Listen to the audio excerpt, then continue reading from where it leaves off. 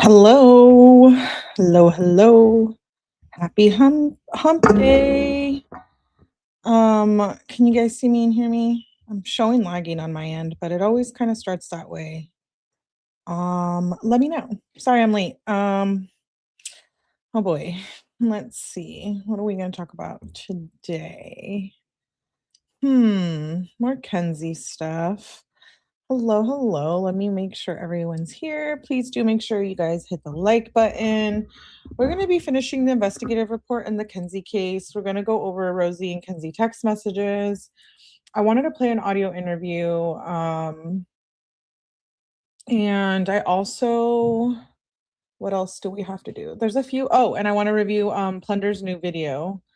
Love Paula over there with new body cam with the Houston situation and Mackenzie. If you were in last night's live, you know what I'm talking about. But thank you for being here. First of all, definitely make sure you hit the like button. I wanted to let you guys know I have come across some information. Tomorrow's live, I think we'll be doing body cam that I had never seen before. I just got it. So I'm going to put the video together tonight regarding this case. So I'll probably be doing that tomorrow. We do have another Kenzie members only coming up. Just a reminder, if you want to become a member, it's a great way to support the channel. And I have a handful of documents that I received today, and I need to tread very carefully with them. I don't want to, I will say it in every live, I'm not changing my views. I'm not changing my opinion. I know that Dom and Davion passed, and RIP to them as always. But I have been going through a lot of things and documents, maybe related, maybe not related to this case. Does it involve other people in this case? Yeah, perhaps.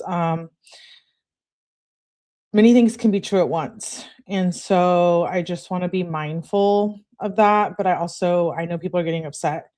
People are getting upset because they're saying that, oh, you've been reading these text messages, you have had the Russos on your channel, etc. That doesn't mean anything, actually, really.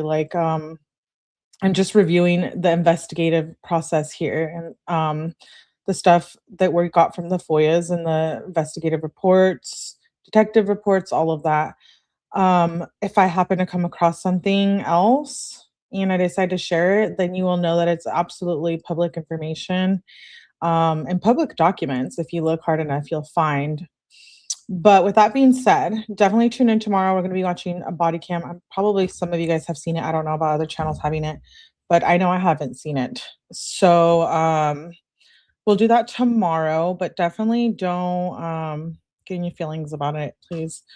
Let me see. I saw Bolitas in here. Yes, hit the like. Hi, Debbie. Hi, Taz. I'm just saying hi to everyone. McBlonlin, Angel. I hope that makes sense. I'm trying not to come off as being rude and like I don't care, because that's not it. That's not the situation at all. Hello, Laura. Hello, McBlonlin. I already said that. Hi, Autism Boy Mom. Good to see you. I'm catching up on the text messages. Oh yeah, I have a live coming. Oh, I don't know if we'll get to that tomorrow, because I also want to get into Taylor, but we are resuming the text messages.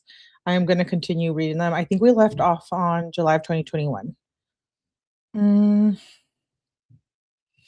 Big red face says, Melly, come back to us. No, you come back to me.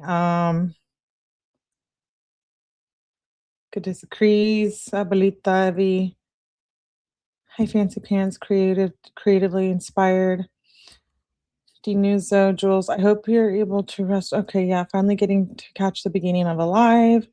Girl on Fire. Hello, Bicky, Boomer, Pokey Pokey. Good to see everyone. On what case, Fancy? Yes, RIP, no disrespect, but all facts matter. And I know that if there's something I talk about and it has nothing to do with this, but there's people that had to do with this, involved with this case, doesn't mean that I hate them and that I'm going against them, but it is public information that I think I would feel like I want to put out. Hey, Mindy. Okay, must look at all sides. Yeah, exactly. Crafty. Good to see everyone. Alexander. Neat Noodle. Hello. Facts are just facts, no matter how we all have good and bad in us. No need to pretend otherwise. Thank you, Neat Noodle. Very well said. I feel like Melly covered all the texts and phone calls. Everybody else on YouTube is just now reading the texts and phone calls you have already covered. Yeah, yeah, I did. I think I started. I don't know if like before every single person, because I don't know every single person out there covering. There's a lot of people covering the Kenzie stuff, but I was definitely, I think, one of the first. Okay, let's get started. We're gonna read the investigative report first.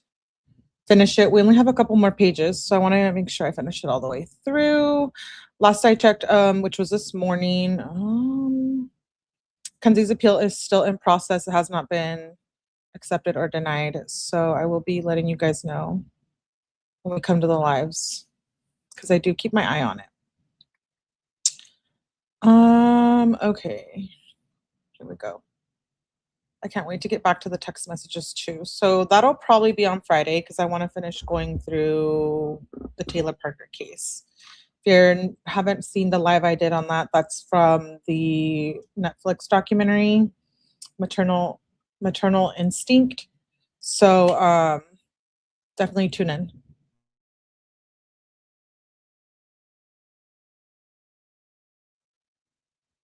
Oh yeah, Alexander, I think I just answered your question. Yes, we are going to do Taylor Parker, like I said, and I'm resuming on Laura Owens too. That's a whole another nut case. Okay, let's get started. October 21st, 2022. We already did review the interview with Bubba. I have it, Landon, I have it on my video section, but we have reviewed it in a live before. This is just like the statement from here. I will also be posting the interview with Miss Russo that we're going to cover with no commentary after the live. I always do that generally after the lives. Detective Glover and I met with Landon and his father at the Marietta College Police. The main purpose of the interview was to shed light on Davion. Landon first met Davion in elementary school, and as they both progressed through the school system, they got closer and got to know each other well. In high school, the two of them were teammates on Strongsville High School football team. Landon described Davion as a brother and one of his best friends. Given information previously provided by the Flanagans about Davion having lived with Landon for approximately 2 weeks during their senior year of high school, I asked Landon to shed light on the circumstances that led to the move. According to Landon, Davion approached him asking to stay with him for a week. Upon moving in, Davion ended staying longer. The cause of the move had to do with internal issues between Davion and his parents. According to Landon, the story Davion told him prior to moving in and the one he discovered after Davion moved were not the same. Moved out. The difference in the story does not pertain to this investigation.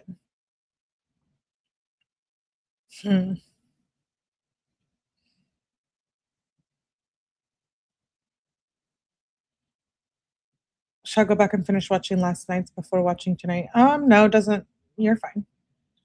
I inquired whether Landon and Tyler were victims of witness intimidation as previously reported. Landon denied being threatened by anyone, whether over text or in person. According to him, Tyler Proctor and Husney were the ones who were threatening and intimidating Mackenzie and others because of messages they sent using social media platforms and unsubstantiated allegations of tampering with Mackenzie's vehicle. Landon confirmed that Tyler had been trying to reach out to him, but Landon has refused to communicate with him. When asked about Davion and Dominic, Landon explained their relationship had to do with the fact that Dominic had a recording studio in his house and Davion was interested in making music. Landon believed that was the reason Davion ended up living and hanging out with Dominic. Next, I asked about how Davion ended up at the residence of Paul on the evening of the crash. Landon explained that Davion had spent all day with Mackenzie and Dominic. According to him, they were at the Cleveland Zoo during the day and ended up together at Paul's house. Landon described Davion that night as positive and happy. He further added that Dominic and Mackenzie were cuddling on the couch. He did not believe the couple were fighting, and if they were, it was not apparent to him. The summation of how he described the mood that night was that everybody was having a good time. When asked why Mackenzie, Dominic, and Davion left Paul's house so early in the morning, he said this was normal. Landon's father confirmed that he had witnessed Landon's friend leaving their house in the early morning hours. Next, I inquired about Dominic and Mackenzie's driving habits. Landon began by describing Dominic as a very careful driver. And talking about Mackenzie's driving, he said it wasn't terrible. He confirmed having been a passenger in the vehicle she operated on Progress and Alameda Drive and going what he described as normal speed. He added that the maximum speed he saw her driving was 40 to 45 miles per hour on Pearl Road. Landon described never being scared when she drove. I have a concern with that because I know that like everybody said that Dom was a safe driver, but I'm pretty sure, and it's not like it's a bad thing. I'm not like shitting on him, but I'm pretty sure in the text messages, him and Kenzie talk a few times about how he wasn't being a very good driver. I know they both talked in the text messages about that. So what I mean with saying that is that then yeah, maybe it is possible that they didn't see a lot of stuff that was going on within that relationship. Um, but I feel like I remember a fight with like Dom, I think like maybe speeding and like not wanting to come home. We'll have to finish the text messages. Dom's brother Anthony Angelo wasn't a good driver.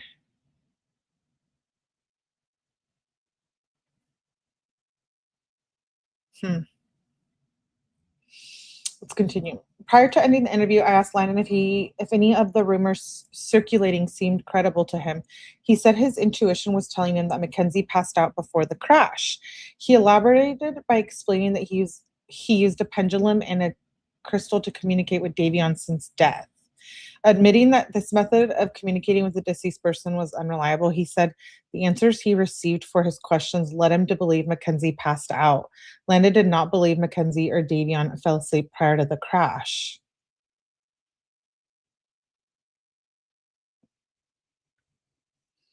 I don't get it. Like, fell asleep in the car or at the house? Because I know that Kenzie did sleep at the house.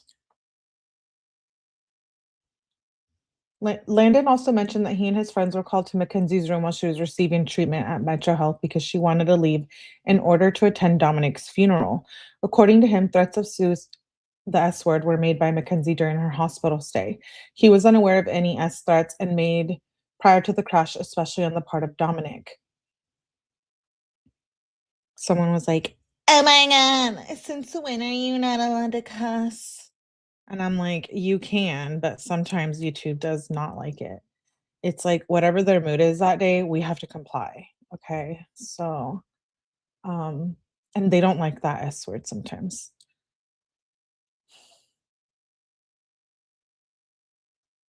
Yeah. Wait, what was the question? Was Why was she driving in the first place that day? Where is the video when Rosie supposedly drove by the crash? It would have been enough daylight to see. Does this video exist? I have no idea. I have no idea if there's videos that exist and we didn't get them all, if they're non-existent. That's why I wanted to go through the text too with Rosie because I don't know, it was probably even here where we were saying like, oh, there was stuff in the text messages, but I don't remember Kenzie and Rosie talking about like much to do with Dom in the text that I have. So we're gonna go through them. In describing Dominic and Mackenzie's relationship, Lennon said that they had a lot of ups and downs, but were close. He said Dominic provided everything for Mackenzie from groceries to shopping and that he was her escape. Landon confirmed that Mackenzie's only friend was Rosie and that Mackenzie was hated by many people around the Strongsville high school community. October 25th, 2022. Um, EDR analysis, Sergeant Fox. Ohio State Highway Patrol Sergeant Fox emailed me the analysis of the EDR. The 5-page documented was shared with APA Troop McNair and Captain Zach. The following points stood out to me. On page 4, Sergeant Fox explained prior to the Camry entering the intersection, a loud screeching sound can be heard from the business surveillance camera. So remember when you guys were like, there's no sound. And I was like, there's a honk and there's a sound. It was the brakes or screeching. It's in these reports. Why do you guys call me a liar? Why? You don't say. Yeah, I do say. Okay. So everyone take a chill on me. I ain't making things up.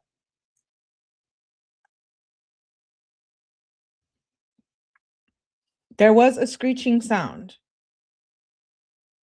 Am I wrong or am I wrong? Do you guys think Detective Hazoo is lying or no? And Sergeant Fox, because if you guys think they're lying, we're gonna call them. We're gonna call them, and we're gonna ask them. Hi, do you generally lie in your documentation or no? Point blank, that's all I'm gonna say. It was no brakes though. But why would there be a screeching if there's no brakes? What makes I don't know. What makes a car screech? Let's ask who's taking over the world. Who is that? AI.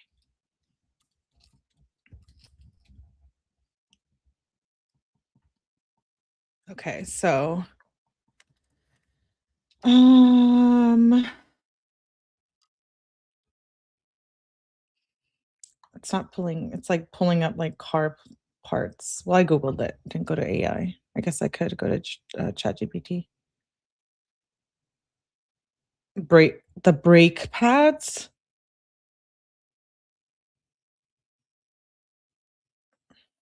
transmission, tires. We're gonna call them. We are going to call them. Like, hello. Do you lie in your police reports? We need to know. Who am I? Just Melly from YouTube. It sounded like a torpedo sound to me. You know what? I don't know, but it's in here. Sergeant Fox says that he was a screeching sound. Okay. The loud screeching is likely the result. Oh, here's my answer.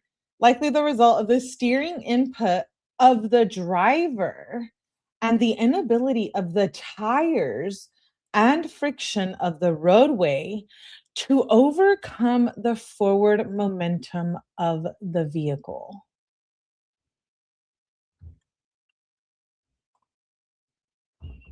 Um, let's go to ChatGPT for this part. uh, this is what it means in layman's term. The loud screeching noise happened because the driver turned the steering wheel, but the tires didn't have enough grip on the road to make the vehicle turn as intended. Instead, the car's forward speed and momentum kept pushing it straight ahead, causing the tires to slide across the pavement and make a screeching sound. Do you need even simpler terms? The driver tried to turn, but the car was moving too fast for the tires to maintain traction. The tires slid across the road instead of gripping, which caused the loud screech.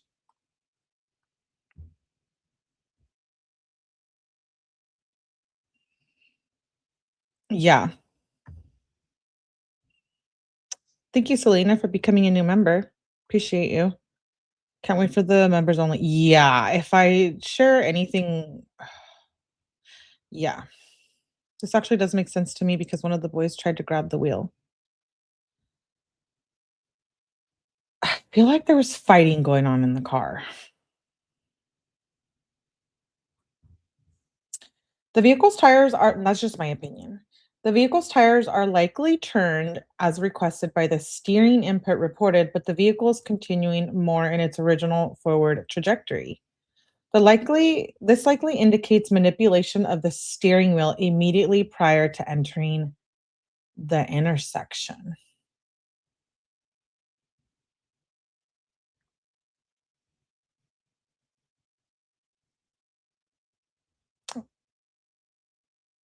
Hmm.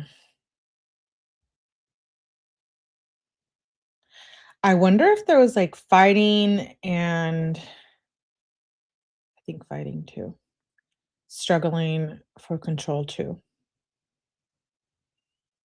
Yeah. To explain the brake light, okay, so they noticed the brake light too. The brake light was illuminated mere fractions of a second prior to impact. Per the Toyota master technician, as well as various Toyota demonstration, these systems use various radar and camera systems to provide assistance with crash avoidance. Most of these features involve slowing some or all of the vehicle's tires to maintain control and or distance from a vehicle or object ahead of the Toyota. When these systems become active, the vehicle will not increase speed, rather decrease speed. Okay. As a result, the system will activate the rear brake lights to indicate the possible slowing of the vehicle to other motorists, even if the driver is not pressing on the brake pedal. Okay, Toyota Safety Sense P works at 7 to 110 miles per hour, but it does not work with objects that appear in front of the vehicle without prior detection. Hmm. The extreme driver input for the vehicle prior to collision, the brake light activation is likely the result of safety systems working to avoid the impact ahead or return the vehicle to a straight orientation for the direction of travel.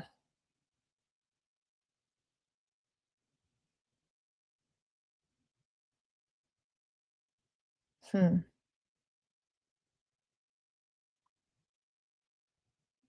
I guess I don't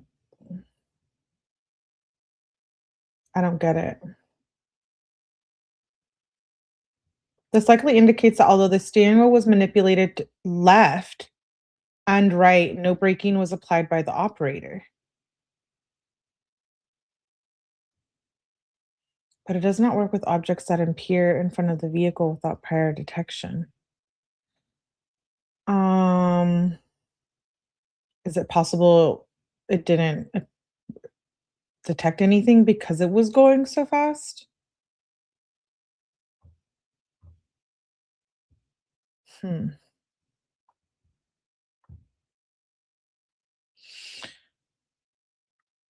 I don't believe that she was doing trial runs. I don't believe that. That's just something it came out of someone's mouth. They said they have her driving in the area 7 times, but they have failed to provide the information of the days when and what time. So if they had her pinged, they should have provided that information. And I think it was just a regular route that people went through and didn't. That's just my opinion, though. Hydroplane, the car thought it was flipping. The speed would make it harder to detect. Yeah, exactly. That's what I was saying, and I'm like, I believe this could have been fighting because Dom wasn't with her when she woke up. If I had to speculate, say Dominic would be trying to go for the steering wheel since he's in the front passenger seat, Davion for the gear shift, just my opinion. A good point. Yeah.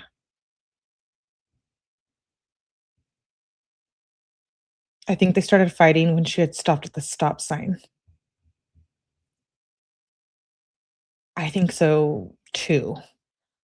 I don't know that they have all the cameras from every single building, but I also heard that someone did pull up at that intersection after the crash, and it wasn't Rosie, and it wasn't like, I'm curious why they didn't look into that if that was true. And so I'm wondering, was maybe there is footage that we don't have.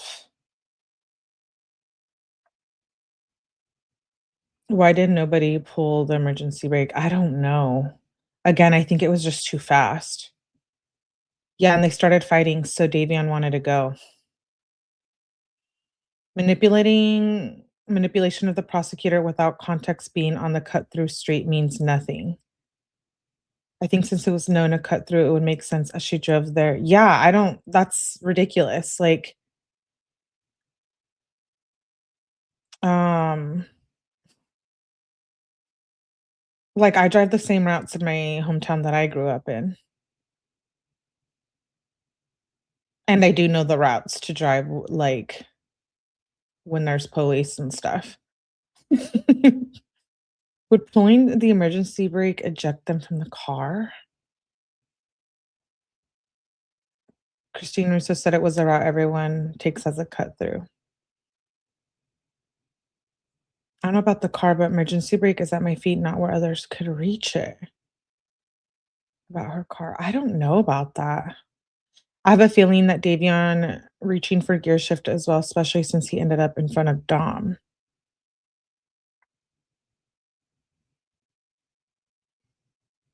Also, if they were fighting and she was threatening to crash the car, Davion would have called the cops out of fear or some authority figure. But we still don't know. Well, yeah, you're right. A blonde football field and a half, I heard on Court TV. I don't know about her car. Oh, yeah. I don't no one gets ejected from a car through the e-brake. Yep, you tend to go out of your way to avoid the PO. Yeah. October 31st, 2022, Detective Glover informed me that the DA technician was unable to access data on Dominic's cell phone. The information was conveyed to both Christine Russo and APA Troop in McNair.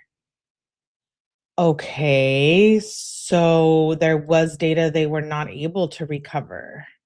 Is that what I'm hearing right? So does that technically mean that there could have been something else that was pertinent to this and we just don't have it? Mm, it's not like a good thing in my opinion because what was that? You guys are definitely not gonna like what I found out. I'm not gonna tell you yet. I know you guys hate when I tell you that, but you'll have to wait. Don't get mad at me. There are a ton of lights on Pearl. What about progress?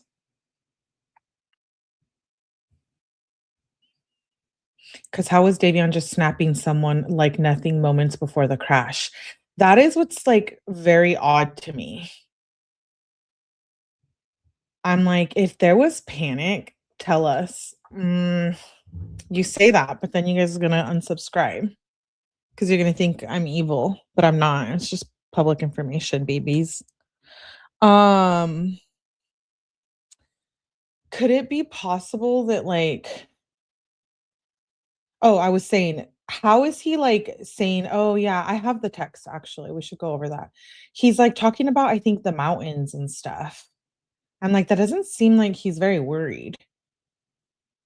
But then again, it happened so fast. Yes, it's me. Progress was before the crash, but maybe progress would have showed something because they have to take progress to get to Pearl, right? Or no? I have the map, actually. I'm not very good with maps. Is that like, is that a thing? Okay, let me find it. My dad's, like, used to reading like, old school maps, like, real maps, like, paper maps. I don't be getting that. I'm more like of a GPS girl, that kind of thing. And sometimes I still get lost with GPS, so don't come for me, okay? Um, hmm.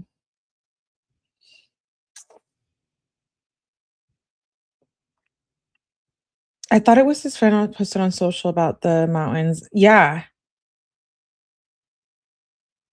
No, I think he commented on the post, right? Um, we'll find it after because I know I showed it. November 1st, 2022. Interview Christopher Hench. I thought he was replying to a text. He was replying. I think he said something like, "It looks dope," or something. Um, let me see if I can pull it up. I should have it in these files. I know I have it, but I just don't know exactly where because I have a lot of stuff. Um, okay, yeah, I see. I don't remember where. Oh, I know we just covered it too. Like I just read it on a live that we just went through. Okay, so I have Davy on Snapchat in front of me. I haven't shared all of these. Okay, we still haven't gone through these. Interesting. I want to go through these.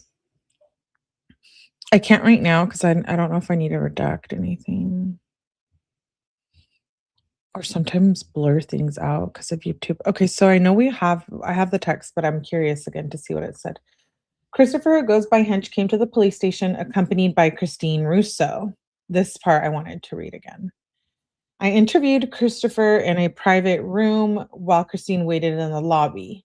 I requested to interview Hench to document the incident on the highway that occurred approximately 1 week before the crash on July 17, 2022. Hench began by explaining that he had known Dominic through his mother for the past 3 years.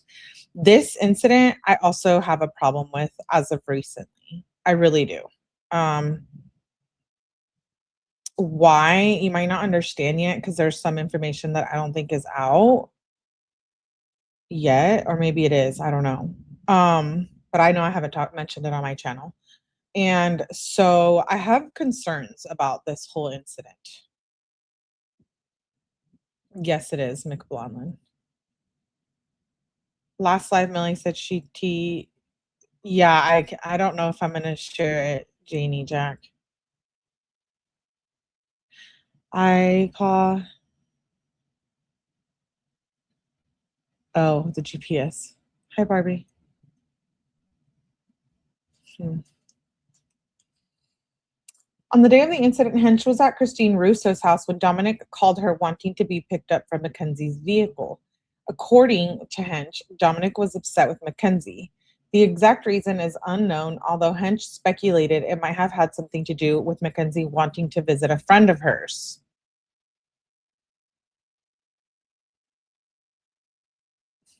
Was that an SCX friend? Worker thing, friend? This is like speculation too, you guys. Like, yeah, Hench is saying this, but you know what I mean? Like, people lie. I'm not calling him a liar respectfully. I'm not. But I'm wondering, like, what friend was that?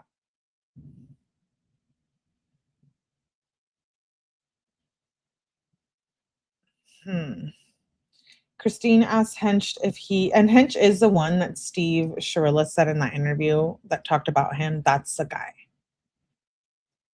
Christine asked Hench if he could pick up Dominic because she was sick. Hench got into his vehicle, called Dominic's cell phone, and while he was on the phone, Dominic was trying to figure out where he was at. Oh, while he was on the phone, Dominic trying to figure out where he was at, he overheard Mackenzie tell Dominic that she'll crash the car. Could they have been fighting and it was something like, Dom, stop, or if you don't, or if I'm keep getting mad, I'm gonna crash this car, like one of those type of things? Or was she just really like, I'm gonna crash this car and I'm gonna KILLU right this second? It's a lot of hearsay. Even with the Houston stuff like that we watched yesterday with like, oh, being harassed and stuff. It's like, okay, well, even when Kenzie and her dad were at the police department, it's like, I guess it's all hearsay, right? Yes, fighter girl.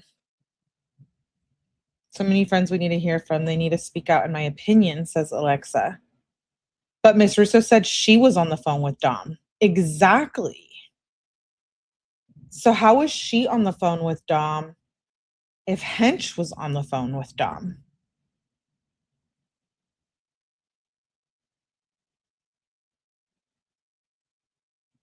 Miss Russo said that, yeah, that Dom called her and that Dom was like, I think walking or right.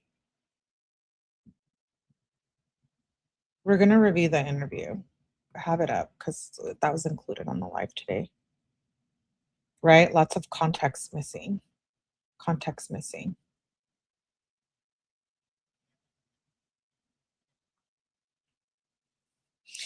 Yes, it is lots of context missing. The exact reason is unknown, although Hench speculated it might have had something to do with Mackenzie wanting to visit a friend of hers. Christina's Hench, oh yeah, I already read that. Hench caught up to them on I-71 northbound between Pearl Road exit. Isn't that like, wasn't that the road involved in the crash? Upon pulling up behind the vehicle Mackenzie was operating, Hench stated he observed Mackenzie, who was in the driver's seat, strike Dominic.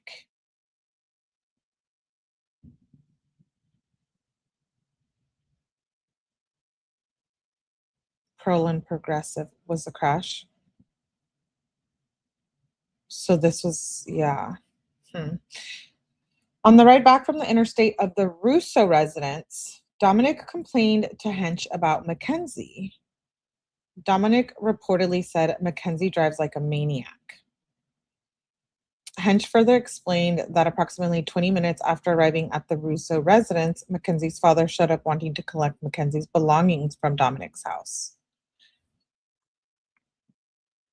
I double-checked with Hench to confirm what he overheard Mackenzie tell Dominic while they were on the highway. Hench said he heard her say that she's going to crash this car right now. Hench picked up Dominic when they left the area. Mackenzie was still in her vehicle, stopped at the highway. Hench described Dominic as being upset after the incident, but not angry. He confirmed that Dominic and Mackenzie broke up during the incident, but got back together 2 days later. So this was like when people say no, they weren't breaking up and stuff, yeah, they were breaking up. They were broken up back and forth, back and forth.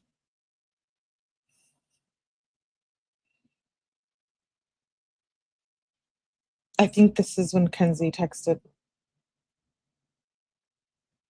her to come get Dom from the car. I mean, isn't that really the only incident? Because the other one wasn't. I don't know how the other situation where Dom says, I'm gonna whip this car around and Kenzie was, is that the other incident? Hmm. He confirmed that that they broke up. Hench speculated that Dominic perceived Mackenzie's threats as only threats. Hi, Diana C. Good to see you, love. When Hench asked if he was ever a passenger in the vehicle, I have to sneeze. In the vehicle, he said no. No. The inflection of his voice led me to believe he had more to say about her driving. When asked to explain, he said, I've never seen her drive down the street by herself, so I'm not getting in that car with her. Oh, I've seen her drive down the street. He added that she drove 100 miles per hour left foot. He recalled observing her leaving the parking lot of a Dunkin' Donuts one day and heard the tire squeal as she turned onto the roadway. According to him, Dominic knew Mackenzie drove crazy and told her to slow it down, but did not express fear of being in the vehicle with her. He said he would whip the car on and kick her out during the car argument where he was driving and she was recording. Yes. This is one instance, not two, as confusion is written. Yeah, exactly. Thank you, Real Mikey, for breaking it down like you do for us. Thank you. Appreciate you. Um, Barbie says, yeah. Oh, hey, Kay. Kay, email me. She could have been on the phone with Dominic after they hung up. She could have called Hench to pick up Dominic. Hmm. Interesting. So it says here that Hench speculated that Dominic perceived Mackenzie's threats as only threats. When Hench, if he was ever a passenger in the vehicle, I already read that part. November 3rd, I have questions still about this situation with that incident. November 3rd, 2022. I received the following email from Jamie Flanagan. She attached 4 videos taken from Rosie's public TikTok account. The videos show how Mackenzie and Rosie in an unidentified room dancing in Halloween costumes. The email says, my daughter's friend shared a TikTok post with us from Rosie's accounts that include Kenzie. They were posted on October 3rd, 2022, and appear to be taken in a hotel room. I believe the third girl is Rosie's college roommate, so I would assume the location is somewhere near the university. Our family was so upset to see these. While we were deeply mourning Davion's death and trying to figure out how to endure our first real holiday without him, Kenzie is out enjoying life and mostly getting ready to go out for a college Halloween party. I believe Rosie's TikTok account is public because I was able to view her other post. There was one on the 9th of October where Rosie is talking about someone not feeling like home anymore because they betrayed her. Assuming this is about Landon, since he finally decided to sit for a police interview and she is refusing to talk. I will attach that video as well. Detective Glover and I filed the search warrants and the returns with the Cuyahoga County of Clerk copies. She emailed me a video, 3 screenshots. Okay. TikTok user, according to an unidentified TikTok user whose screen name is etc. The girl on the left is a drink. It's a juice mixed with random alcohols and random rugs, usually Zaza. It's usually served in a white cup too, and a white cup, I think it meant to say. Then the girl on the right is Rosie.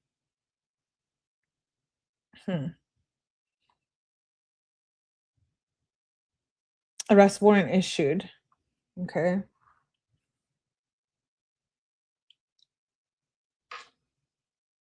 You know what I have questions about though?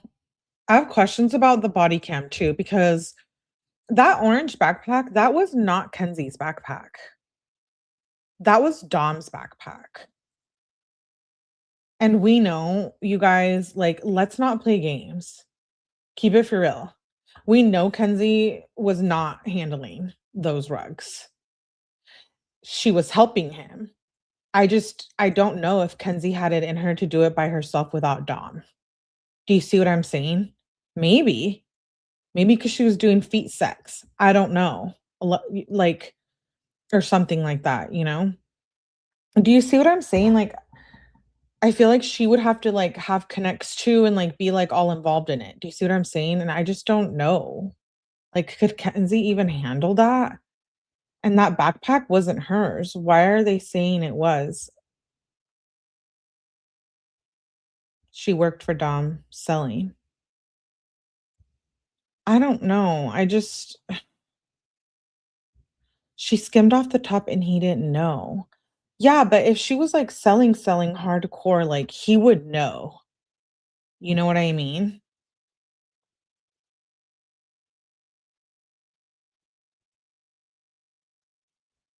I don't know. Mackenzie taken into custody. I called Scott Flanagan, Christine Russo. Mackenzie was transported to the juvenile center. Post arrest follow up investigation. Hi, Jesse Lynn. Yeah, she did. She wouldn't have that in her, I don't think. She's not very shy. Yeah, but I don't think Kenzie was like very organized to do that. She's too far lazy. Maybe that's the word. Do you see what I'm saying? She only got it from him.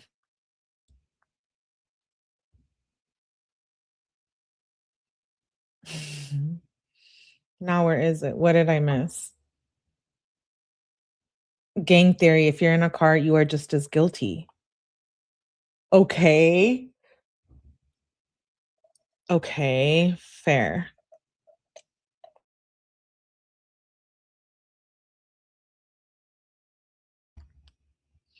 I don't know. That was Dom's bag. Heard it in the CO interview. Yeah, but I thought they said in like the body cam or another report that it was Kenzie's. That they found substances in the orange bag and like, hmm.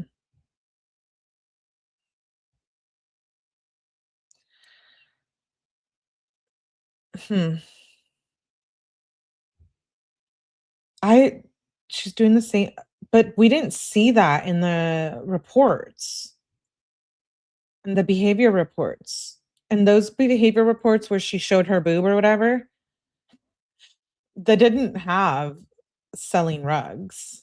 You guys have to remember, people who were in jail with her and stuff, like, could be clout chasers. I'm just saying, and I'm not speaking of specifically in anyone.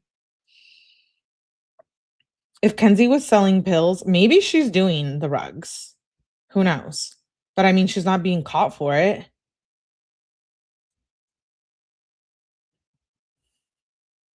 Yes, McBlonland. And Dom said a name Tyler or something. But if he gave her chit, then turn and sell it, right? Yeah. If it was her car, somebody had to get charged for them. Is that like, I don't know. I thought they were talking about that purse. We'll have to rewatch. AT&T compiled a subpoena for Mackenzie's phone. Okay, we know that. I called Scott Flanagan back. Okay. Search warrant Apple iCloud.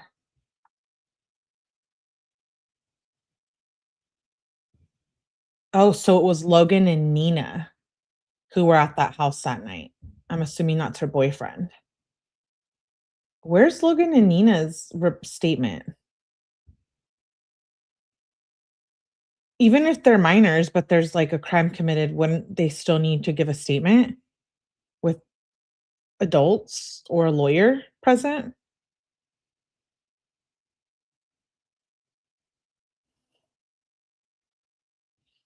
She was too bougie for that backpack. Come on.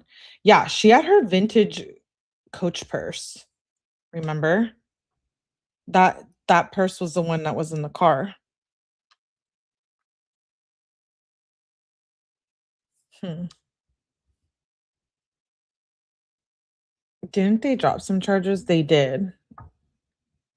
I just feel like, I don't know. I thought they were supposed to take statements from like everyone. I called Patrick or Tyler Patrick to obtain the same information from Houston. I was not able to contact. I called Daniel. He is, although Rosie is an adult, he wanted to ensure she planned on contacting APA troop prior to her scheduled grand jury on November 10th. Mm. I called Kyle to inquire about the phone from Dominic on July 30th. Kyle did not answer. Kyle, I think, is the other friend that allegedly, was that Dom's friend that I guess he texted, but we don't have that text.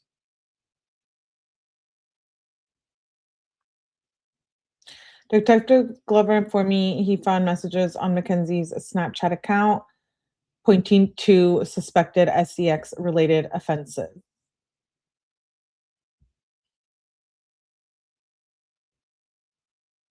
Daniel is, I thought that was Rosie's dad. November 8th, a State Farm agent contacted me wanting information about releasing the Toyota. Hmm. I called Houston and Tyler for a second time. Neither of them answered again. And then this is the suspected SEX offenses. I have questions about how Rosie drove past the. I know that Houston said that, but again, why would they not question her on that? Like, either the police failed to do a legitimate investigation, or people are just making things up and it's hearsay. Because I believe that came from Houston, right? That Rosie said something about driving by there at 6, or she was texting it, but we also don't have those texts.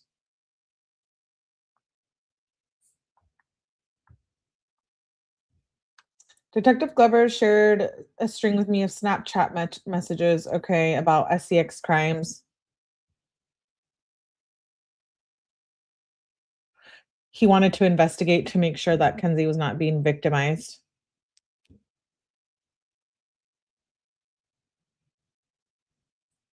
Hmm.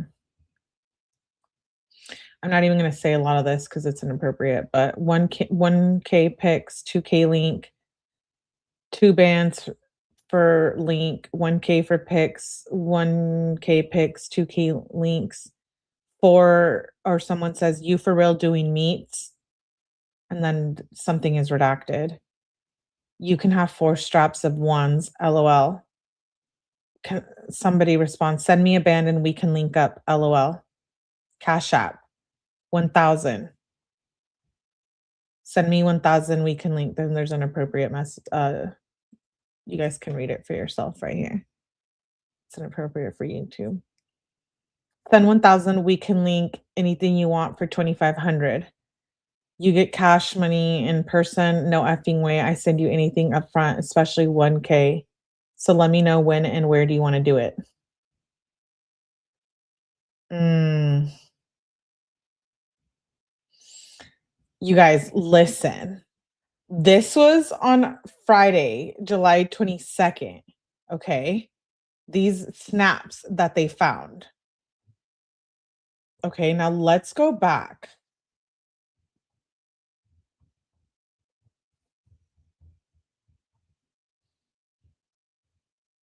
So the 17th is when they allegedly were fighting about Kenzie possibly wanting to visit one of her friends.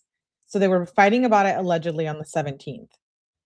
Okay, what friend was that? Then on the 22nd, Kenzie's sending these inappropriate text messages about SEX work, right? Okay. But that's also the day that another incident happens on the 22nd. So he ends up calling some Ohio internet crimes against children. None of the usernames were flagged. Okay. Hmm. So I think there's a lot there's more going on here than we know.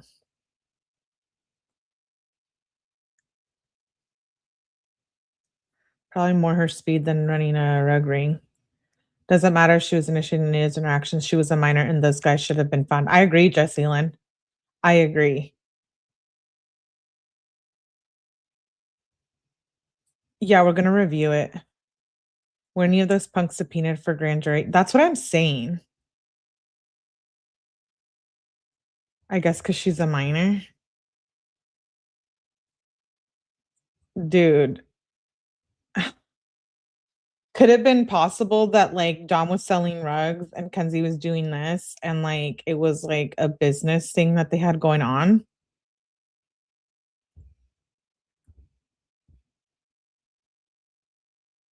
Like, 2 things can be true at once. Christy says, "Hey, Millie, you're amazing. I appreciate you're open to the truth, whatever it may be." Oh, thank you, Christy. Happy to have you here. Thank you for supporting. No matter what, it became CSAM. What are bands? Bands are like, isn't it $1,000? They're still holding ban or is that $100 bills? I don't even really know. They're still holding back a lot from the public and would almost put a paycheck on it in a lot of cases happening there. Yep, I agree. Family business, says Monica. Something is weird.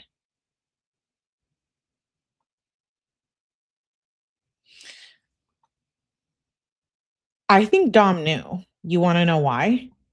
You wanna know why I think Dom knew that she was doing this? And I think to an extent, he might have even allowed it. I think because remember in the text messages, remember one time they get in a fight 'cause she wants to go hang out with her friends that allegedly got her into this. Yes, the text said it. Thank you, Dini Uzu. Yes, there was text messages. Yes. Mhm. Yep. All I know is some of them arguments, Melly Red Kenzie would call him a pedo and perv, and I'm not refuting it. As a man, I've been called a lot, but never that.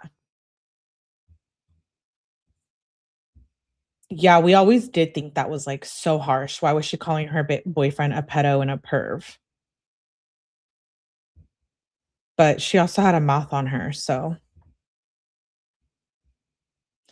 okay, Cindy, I see what you're saying. I don't know, though. Hmm. They were blackmailing each other. That I think could be possibly be true, in my opinion, because we saw a little bit of it, you know? Like, I think that maybe Natalie didn't know, and Dom would threaten her with that, and then I think she threatened Dom with the cops all the time. I think all those stacks of money, I don't think those were Kenzie's. He gave her shit for it in the text. Mhm.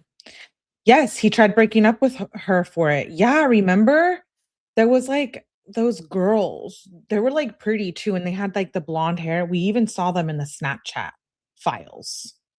And there was, like, girls, the 2, like, older looking girls that she was hanging out with that I think Dom thought those girls got her involved with that whole thing, and I don't know if that's actually true. Like, I don't know how she got involved. We don't know, to be honest, unless it's in the text and I don't remember. But, I mean, I think it just kinda started randomly, right? Like, on Snap. She got mad because he obsessed over it more than her. Let's continue. Hunter Vella, the relations specialist, okay, downloading photos and videos captured. I called Tyler for follow-up. I inquired whether he had access to Davion's Life 360 and whether he had screenshots of the speed after they left, but turning onto Progress Drive. Corey explained that the application only displays a top speed. And then they identify Nina. Snapchat gets subpoenaed. I received multiple emails from Jamie containing Rosie Graham and Mackenzie. Okay, we know that. We've seen these pictures, the corpse and stuff. Or allegedly she was dressing up as Playboy Cardi.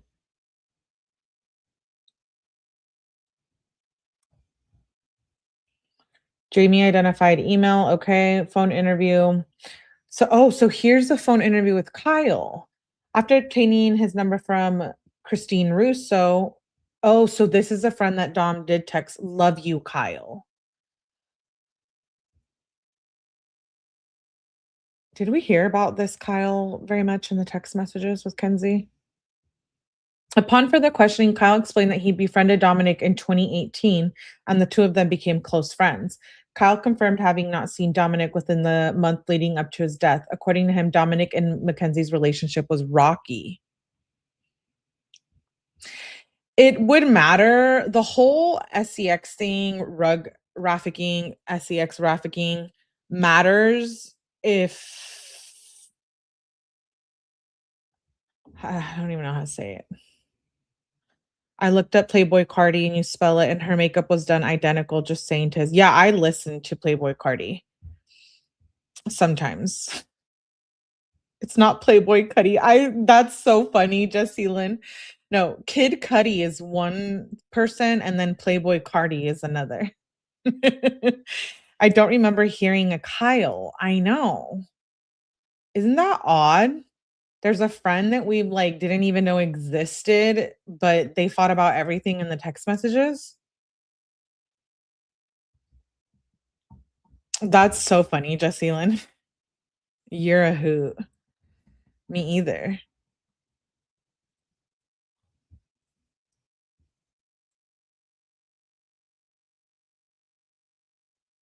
I don't know. Like human trafficking thing, he was right to be afraid.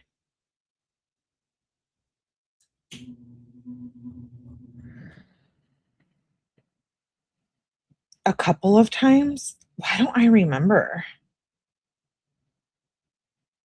We're still in July of 2021 though, so we still have a year to go in the text messages, so I'm sure if he's mentioned in any of that time, he'll come up. You guys have to remind me. When asked if Dominic would ever express concern about his safety around Mackenzie, Kyle said no. He further added the only concern Dominic ever expressed about Mackenzie was that she would act crazy. Although Kyle was never a passenger in the vehicle operated by Mackenzie, he said he did not feel safe being in the car with her. He did not elaborate any further.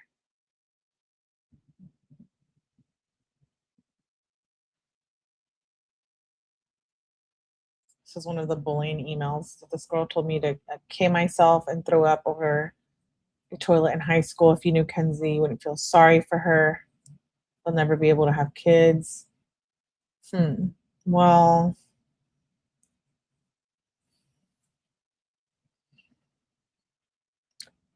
oh, that's him. Kyle didn't come up until 2022. Okay, so we should be coming up to that then. Was mentioned in the Blair interview, I thought. Yeah, I think in the Blair interview. Why don't I remember that? Yeah, and I remember the Blair interview, but not the text. Gosh, I thought we'd finish. We did. We finished them one time. We started them over again. November 10th, Broadway. Okay, Lieutenant Scarborough emailed Detective Glover body camera from the traffic stop conducted when Mackenzie was taken into custody. Okay, we've seen that. Proctor and Graham did not, oh, they complied with the grand jury, so they did end up going in. They did. Where's Rosie's interview? I have a Landon interview. We have a lot to cover because Landon did an interview too where we haven't covered it and I don't think you guys have heard it. And he talks about how Rosie did end up complying and how I think there was like, I think he mentions how long the phone interview was or the interview. So I'm wondering why we're not seeing that either. Okay, so it says the North Ohio Fusion Center emailed me information they were able to collect on the following Snapchat users, and that's redacted. Proctor came to the police station. He agreed to be interviewed. Okay, so they got his. Samantha emailed me screenshots of the TikTok account believed to be Mackenzie's. The messages were harassing in nature. The screenshots in her email were added to the network folder. November 11th, 2022, Detective Glover emailed Snapchat's law enforcement portal seeking clarification and requesting assistance regarding missing data and information that was requested in the search Snapchat failed to provide.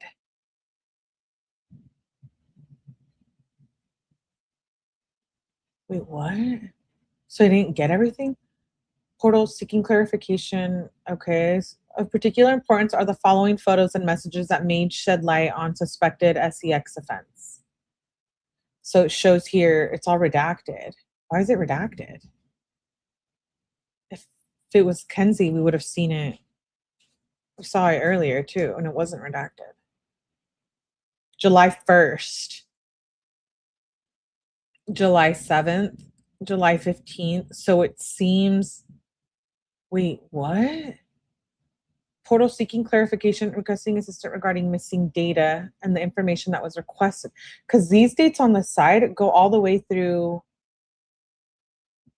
I guess it would matter what year, but it's July 1st through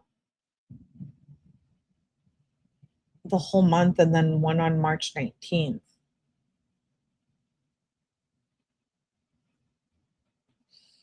I'm just wondering, is that all they had?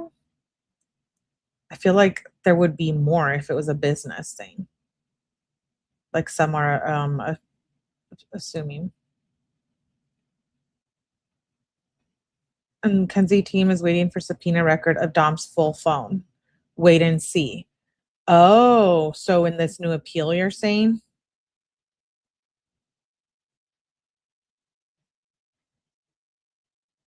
Yeah, he did. It says neither. And the other text, the tall stripper chick with nasty BBL, she put onto her S dads, LOL, and Dom had when she was with her. And Kenzie's team is waiting for subpoena records for Dom's full phone. Wait and see.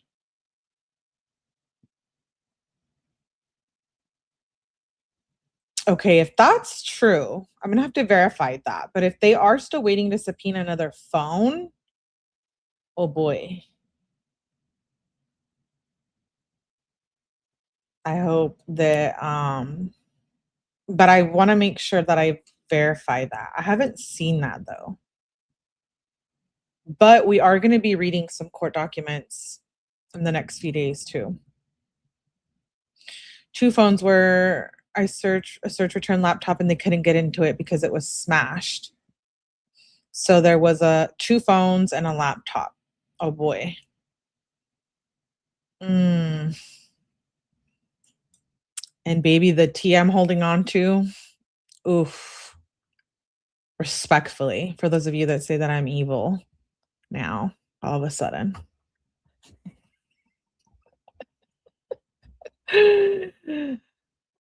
Yeah, I know. Well, let's just if we don't have everything, that's wild, which we clearly don't, because apparently Rosie did do an interview.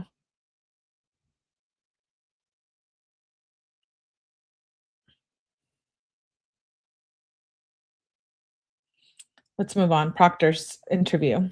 Proctor, we've already seen this one, but Proctor arrived. He's not in custody. Okay, Proctor had known Mackenzie for approximately 3 years. They're part of the same group of friends and dated during the summer preceding. Wait, preceding their sophomore year of high school. Because I know didn't Dom meet Kenzie 8th or ninth grade? She left Tyler for Dom.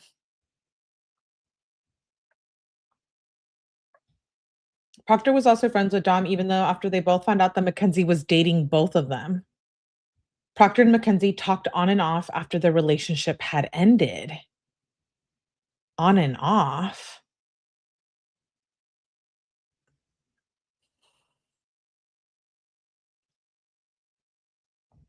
When asked to describe his relationship with Mackenzie, Proctor stated she was all over the place like any other girl. But then he explained that there was a crazy side to her. He recalled that during their freshman year of high school, Mackenzie saying she was no longer getting high from smoking Mary Jane. He recalled during their freshman year. Hmm. She stopped smoking Mary Jane because she smoked on a regular basis. He also mentioned an incident when Mackenzie contacted several friends that shared a group chat thread to ask them what to wear to school.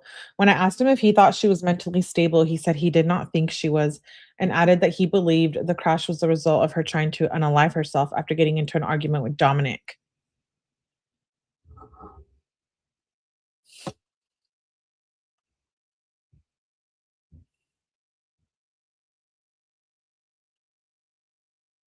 It's been 4 years. Yeah.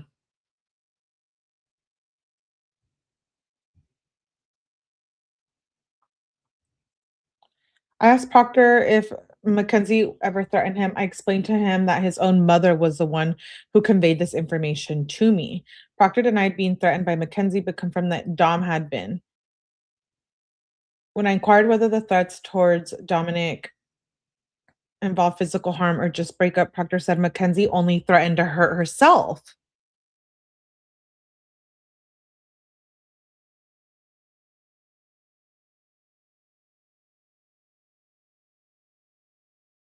Okay, so she only threatened to hurt herself. Detective Glover questioned Proctor about Mackenzie's driving, particularly whether he was aware of road rage incidents involving her. Proctor said he was unaware of continuous rage incidents, but only instances of what he described as impatience. Proctor confirmed having been a passenger in a vehicle Mackenzie operated on a couple of occasions, one being their double date to Cedar Point that also included Proctor's girlfriend. Proctor recalled Dom and Kenzie being involved in an argument of some sort that impacted Mackenzie's ability to drive them home in a safe manner. Proctor did not believe Mackenzie is a good driver. He further described her as careless in general. According to him, she was disliked by many of her peers. Next, I inquired about Mackenzie's state of mental health based on what Proctor knew from the time that they dated. Proctor said he believed she had mental health issues based on her statements that she was unable to get high from smoking and that she had a lot going for her. Proctor confirmed that Mackenzie's parents knew she used to smoke. He recalled having smoked in her backyard. He described both her parents as nice with her dad being an authority figure. According to him, Mackenzie was spoiled and was never disciplined by them. Detective Glover asked Proctor if he knew of Mackenzie using any type of controlled substance besides Mary Jane. He said he had heard she used Coca Cola at parties and occasionally tripped. Proctor stated Davion texted him earlier in the day on July 30th asking him if he wanted to drop acid with him, Dominic, Mackenzie, and Joey. Proctor said he refused. Upon inquiring whether he believed an argument happened in the vehicle preceding the crash, Proctor answered in the affirmative based on how he had seen Mackenzie and Dominic argue. According to Proctor, immediately after the crash, Landon told Proctor that Mackenzie and Dominic were arguing upon leaving Paul's house. Why would Tyler say that? Were Kenzie and Dom fighting and she texted Tyler? How would he know that? What did he who's Proctor answered, wait, upon inquiring whether he believed an argument, Landon told him that Mackenzie and Dominic were arguing.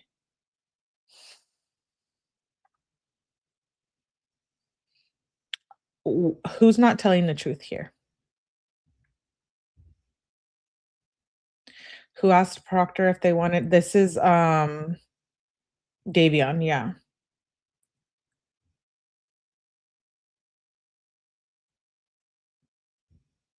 That's interesting. I'd missed this the first time around when I read it.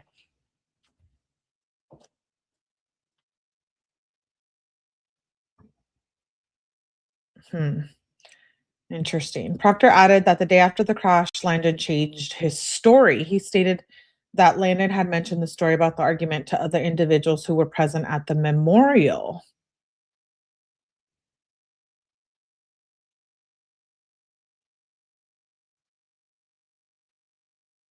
Mhm.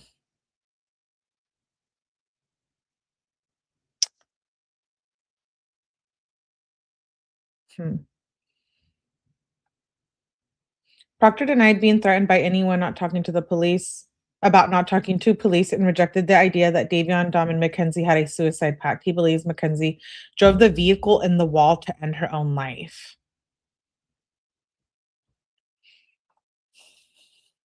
Joey, I guess, is like one of their other friends.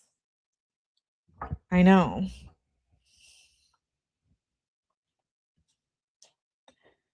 Okay, so this says the interview was recorded with body worn. Okay, November 14th. The subpoena for subscribers suspected of having communication with Mackenzie that was actual in nature. I reviewed the official measurements from Progress Drive that on the 15th. City of Strongsville design engineer emailed me the dedication plot for Progress Drive. Judge John Russo signed a search warrant for Mackenzie's Cash App account. Here's the Cash App. Um, so there wasn't anything really there. They requested Mackenzie's email to be identified. Okay. I appeared before Judge McGinty. Updated search warrant for Mackenzie's account. Okay, so they needed an update one. I called the foreign language department at Baldwin Wallace in attempt to identify the language spoken by Mackenzie and her mother. Oh, so they were trying to figure out the Carney language. Oh, wow. Okay, so they got TikTok warrant. Dr. Nadia. Who's Dr. Nadia? Jail call? Oh, the person from the school for the language. It says, "I let 2 other language instructors listen and we're on the same page. We all don't think that we're hearing is a natural spoken language. It most likely seems to be digitally scrambled. I thought of your suggestion about being Pig Latin or Argot. I think you are right. But given at with the speed which is it is spoken, it is unlikely to be natural. The cadence and phonetics of speaker number 1 are clearly American English. The two-syllable rhythm we're hearing seems to be the effect of some digital intervention." Oh my gosh. They were trying to figure out the language. Who and where did I hear the one video? I don't know, Evie.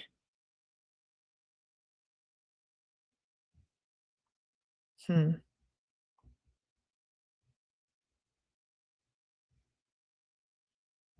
But if Rosie and Lana enjoyed everyone else and saying Kenzie them, they may have gotten interviews and they may not have gotten interviews in the documentary. Oh, Joey was the other ex-boyfriend.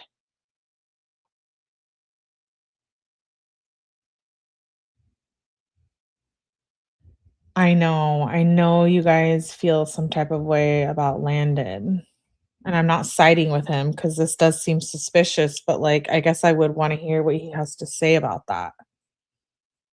I've literally been watching Melly for 2 weeks straight now.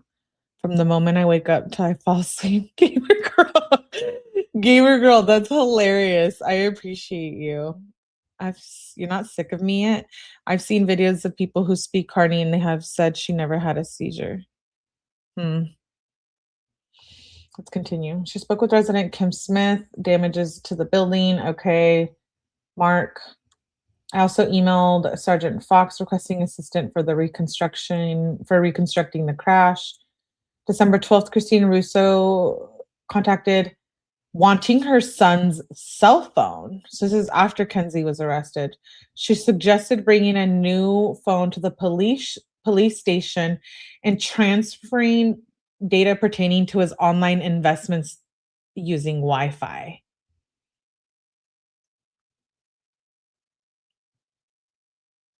Hmm.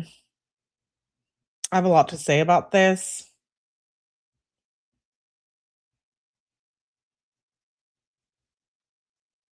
Um, yeah. So she wanted his crypto. Yeah, that's what that makes it sound like here. Which aligns with other information that I haven't shared with you guys yet, but I haven't shared it because I'm getting to the bottom of it. I wanna make sure that if I bring a police report up here, I look at the whole case in itself. I don't know.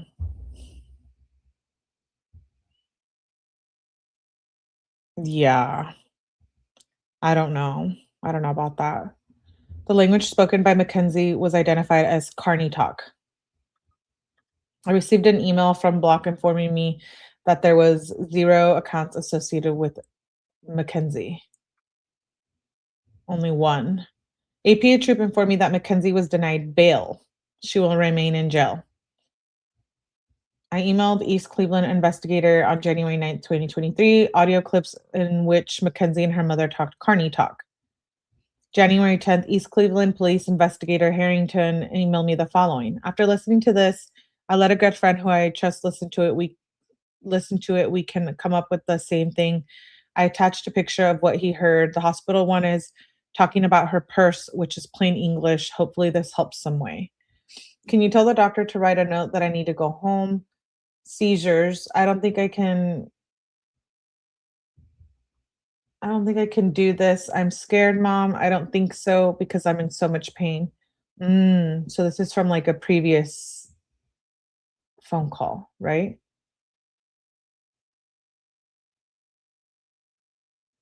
Yeah, can you tell the doctor that I need to go home? APA troop informed me the probable cause hearing was set for February 2nd. Okay, almost done with this document. The 9-page report was completed by Sergeant McQuaid, a reconstructionist. These are the following points that stood out. The EDR inside of the vehicle is not always recording. It is a system that is woken up by a change in delta V, which is a change in velocity over time. So that's why they only had 5 seconds of the EDR or whatever, because it doesn't record all the time. Yes, smelling gel call.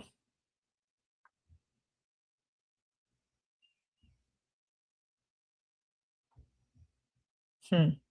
Yeah, I have the state paperwork. I just haven't gone over it yet. I don't know if we will. Toyota records in real time as the event is occurring. This means that as the crash is occurring, there are forces waiting on the vehicle or forces acting on the vehicle. Every time the force is strong enough to trigger an event, a new trigger event is created. Oh, yeah, that's what the girl was talking about. Remember the clip we watched? ADR is also activated in other events such as rollover. The car does not need to completely roll over to trigger a rollover event. There just needs to be enough force on the car to signal the EDR to record. This can happen if there's abrupt turning at high speed. There are three types of events listed in this report: frontal crash, side crash, and rollover. Based on the photographs from the scene of the vehicle, the most substantial damage was to the front of the vehicle. Trigger 11 is the event created when the vehicle struck the wall. The event is listed as frontal rear side crash, triggering all crash sensors. The delta V value maxed out at negative 37.3. The crash linked to trigger 11 also destroyed the EDR, causing all future speed data to be invalid. All events after trigger 11 can be linked to forces continuing to act on the car as the crash event continued. The pre-crash data from trigger 11 shows that the accelerator percent was at 100% continuous before the crash. The engine throttle decreased at 2.1 seconds prior to the event. This caused the car to lose some speed to prior impact. So does that mean that she didn't push the brake, but she let her foot off the brake? Started to decrease at 2.10 seconds prior to event. A review of the scene photographs could explain this decrease in engine throttle without a decrease in accelerator percentage. The scene photograph shows that the vehicle struck a curb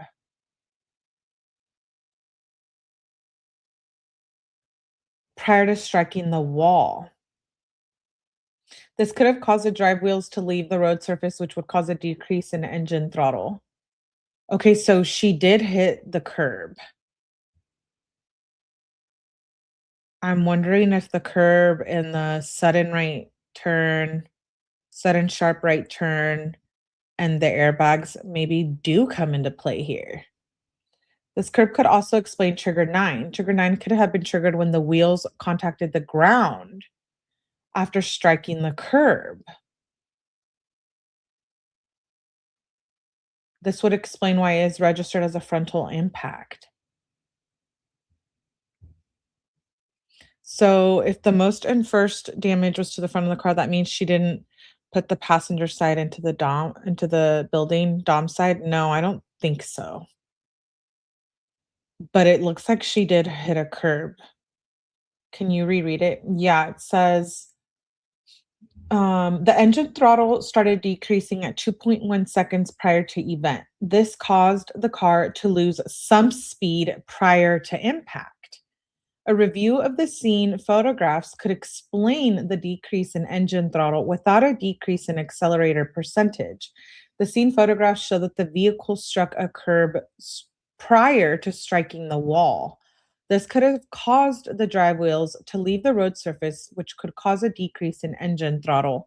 This curb could also explain trigger 9, which trigger 9 could have been triggered when the wheels contacted the ground after striking the curb.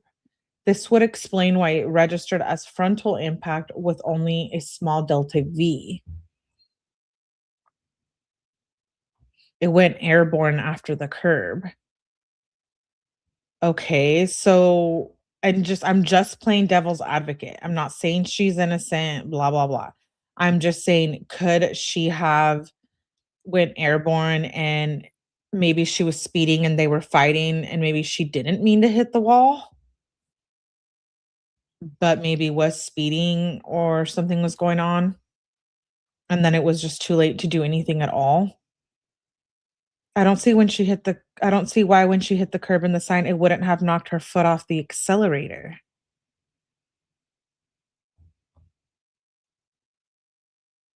And then they said that the airbags could have deployed, when she hit the curb, which was before the wall. Do we know where the curb is? Is it in front of the sign they hit before the wall? I think there's pictures. Let me see if they're in this folder that I have right in front of me, because I have all the photos from the crash scene. I don't know if it's in this though, the curb. I know I have it though for sure somewhere. Oh, um, is this it? Oh, maybe this is it. This is like, the marks on the Yes, I have a picture of the curb.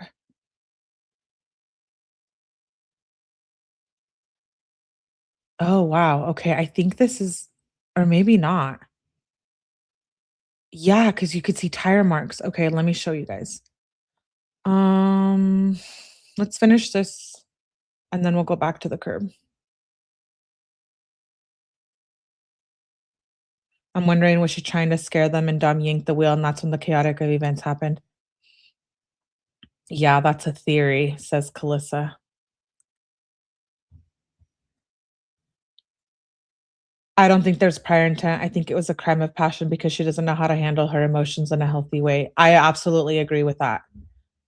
More than one thing can be true at once. Listen, I just know from my driving experiences and hitting the curb, I my dad was not very happy. So even just hitting the curb is like a big deal, you know? And some cars, it'll fuck your shit up. Okay, let me show you guys this picture. I'm just saying. I'll admit I haven't been the best driver. I pay my time. I paid my dues. Don't come for me. All right. Jeez. Okay, let me show you guys this. At least you know I keep it real with y'all. Hmm, look at the curb. I believe this is it, right? And look at there is a tire. Is this where she hit it? Or what or what? Is that a curb? What do you guys think?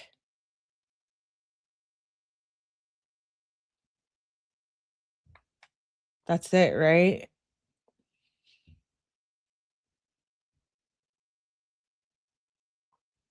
Hmm. Oh, that's not? So what is they just wanted to take a picture of the scene? Oh, I thought that was the curb. Someone said that's not the curb. I think it's across the street. Well, let me show you guys. I'm just going through the crash photos. Oh, this one. My bad. Maybe that was just a tire mark. Okay. This is the only other picture I see of like this is like right in front.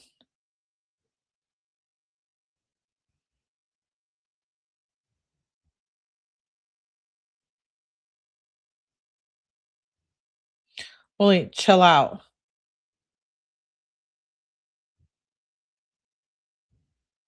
Wait, so is it this one or the other one? Which one are they saying she hit? Do they even know?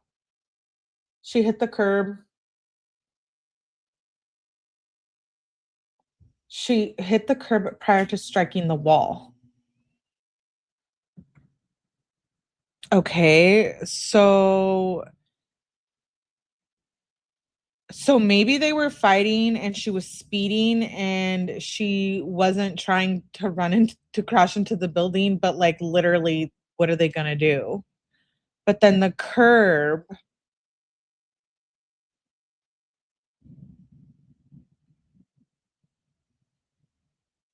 was there one of those boulders in that line as well?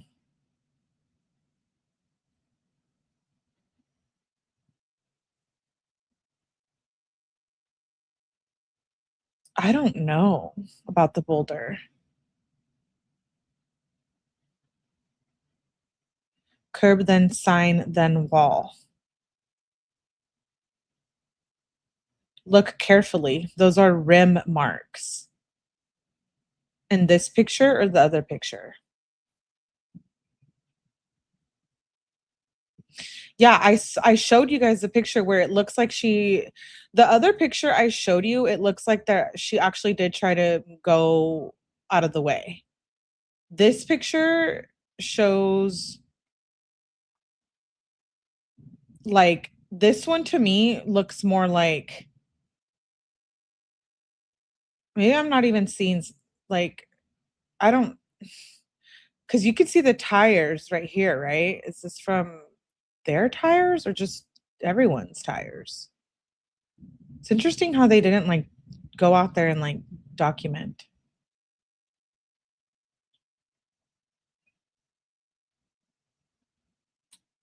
That looks like the bump that Steve was saying she hit that made the car think it was turning. Yeah, I get that. I understand the concept of it. Yeah, what you guys are saying. That was already there. Oh, okay. She was on rims. I have to sneeze.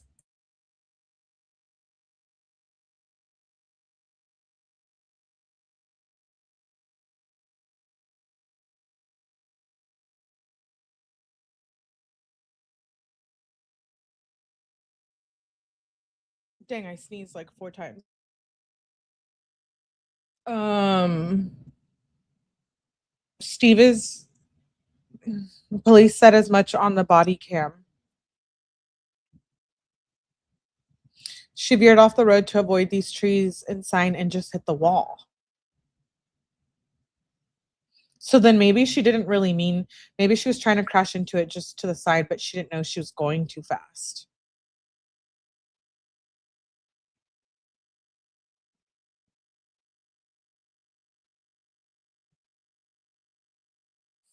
I don't know. Something's fishy. Like, if you know what I mean? Let me see what other pictures I have of the.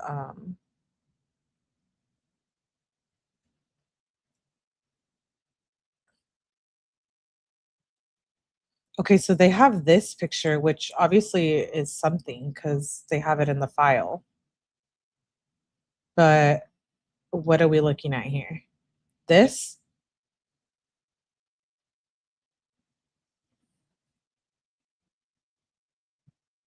So do they think she hit this too?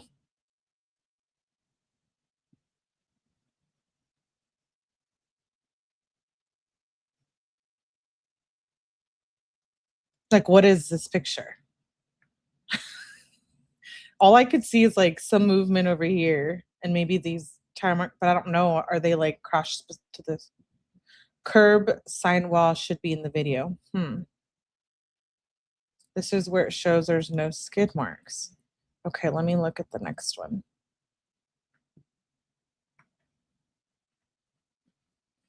Mm,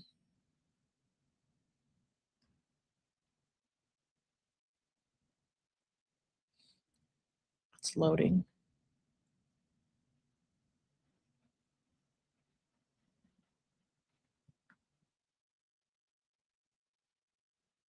Oh, right here it shows her like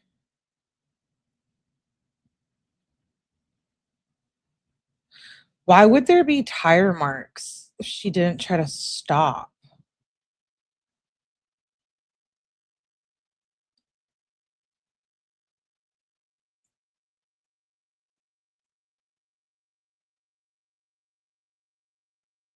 Or no?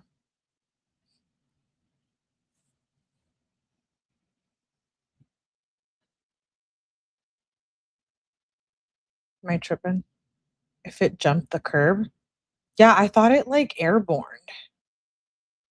or someone said it air didn't that what someone said earlier? Acceleration causes marks too. Bounce from abrupt stop. Hmm.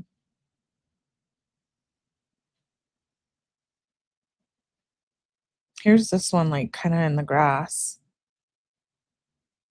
Oh, maybe this doesn't pertain to that, but maybe it does.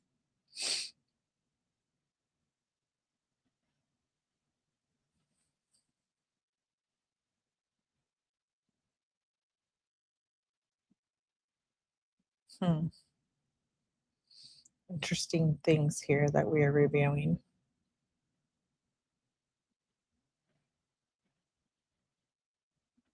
Okay, let's continue with the report. We're almost done. Um, okay, so struck a curb prior to striking the wall. The vehicle was traveling with the accelerator pedal fully engaged, hard steering event before striking a curb and continuing until it struck the building, causing damage. EDR data also showed that at no point was a service brake applied. EDR report shows the accelerator pedal was pressed 100% at least 4.5 seconds prior to the hard steering event that triggered the EDR to wake up and start recording. Wait, so the accelerator pedal was pressed 100% prior to the hard steering. Okay, got it. The purpose of the investigation into the suspected SEX offenses committed by Mackenzie was for the purpose of dispelling the possibility of her being victimized.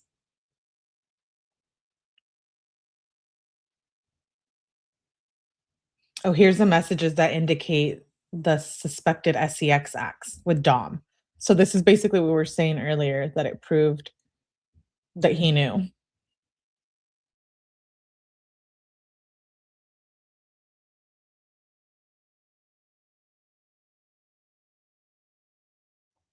The hard right was almost simultaneously with the hitting the curb right before the sign. Hmm. And it actually does really matter, because if she actually didn't mean to drive into that building and she was just being careless and trying to piss Dom off and trying to scare them, it's a whole different story than her going there and just driving the car into the wall. Like, we know she was going 100 miles per hour, okay. So January 25th, this is when they found evidence of Dom knowing about her SCX work.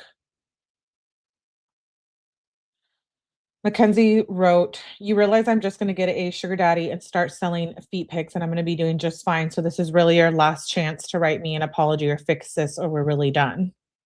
Then on March 5th, 2022, Dominic wrote, "You let a dude F your feet for money like 6 months ago. We were broken up," says Mackenzie. "We were broken up and it was feet, LMAO, once again, then leave."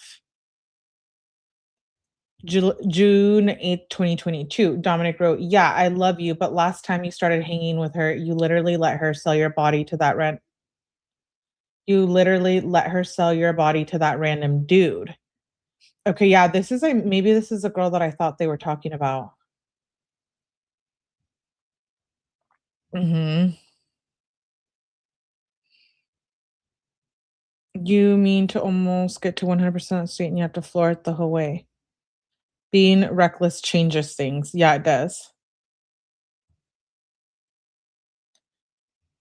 And I totally believe they could have been fighting too, which I think could, she gets mad saying he was obsessed over her. Mm. Oh, Grace. Dominic added, "And she hooked you up with the dude." Mackenzie replied, "We were broken up and it was just my feet. Do you think about it more than I think about it?" Dominic says, "You ran off and became a prostitute." Mackenzie replied, "Because I don't personally think it's bad, but if you do and we were together, then I'm not going to do it." Dominic wrote, You could never tell your family you were a prostitute." Mackenzie replied, "Because it's only my business and it's not P."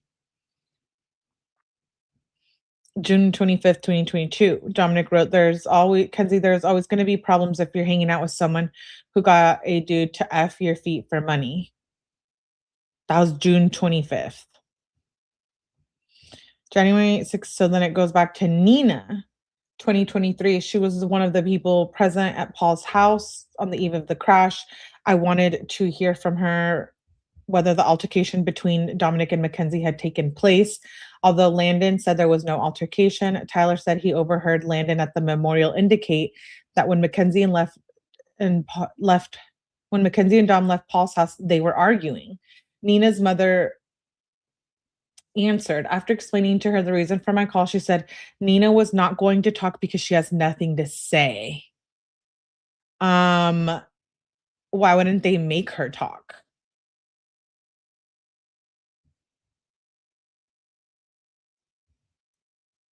That's weird.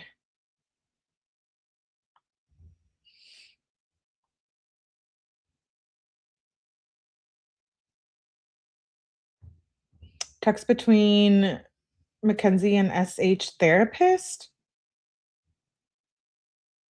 Oh, Strongsville High School therapist. March 10th, 2021. Carrie says, hey, so I have to write a diagnostic summary to try and get this expulsion lifted. Are you okay with me talking about your anxiety and how sometimes you react with the fight, flight, or freeze response due to past traumatic stress experiences? Okay, so the teacher in 2021 is saying due to Kenzie's past traumatic experiences. So that answers some questions we've been talking about here. It's what they're basically saying we need to prove to get you out of this situation. This was regarding a road rage incident at Polaris. Then on September 17, 2021, Mackenzie texts, literally, I don't even live in my house anymore. I'm not even around my sister. I just moved in with Dom.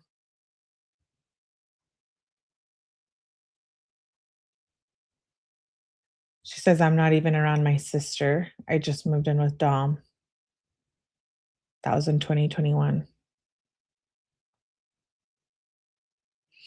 February 16, 2022, teacher therapist texts Mackenzie and says, make sure you're taking care of your mental health and physical health still. You know, that's my job to stay on you about that. Mackenzie replied, it's going down. What's going down? Oh, her mental health and physical health. That was on February 16, 2022.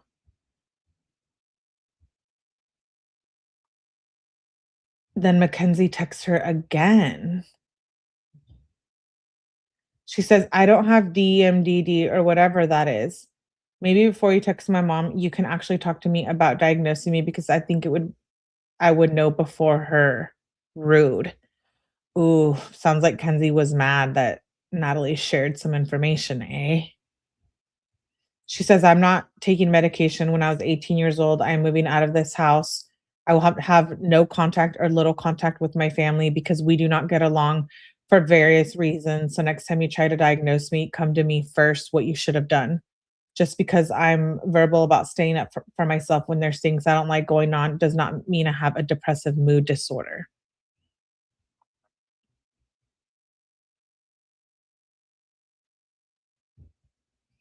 Interesting.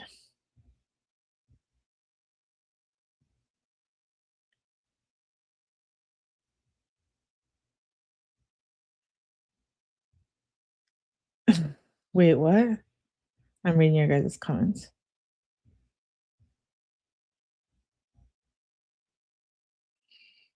Mhm. Yeah. Text messages between Mackenzie and Dominic regarding highway incident. Mackenzie says, I will never forgive you for this, and I will never forgive your mom either. Oh, we just read through these, I feel like. Clearly, she only cares about your life and you're going to jail, which is actually the most sad thing ever. You're too mature to even work any of this out. You can't even apologize for telling me to shut up. You definitely can't apologize for doing any of this. Now I have to look forward to you ending my life anytime we argue. Like, how am I not supposed to be afraid? Mhm. Kenzie, you effing tripping is all Imma say. Kenzie says, LOL. Dominic says, you threaten to end my life all the time. Bye. Kenzie says, it's okay. All I care about is you trying to end my life and putting your hand on the steering wheel and trying to end it. Nobody does that to somebody they love. Now, these are texts between Kenzie. What does it say? Between notable messages between Mackenzie and Miss Russo. In short, Mackenzie tells Christine to come get Dominic because he reportedly grabbed the steering wheel. Okay, we read those.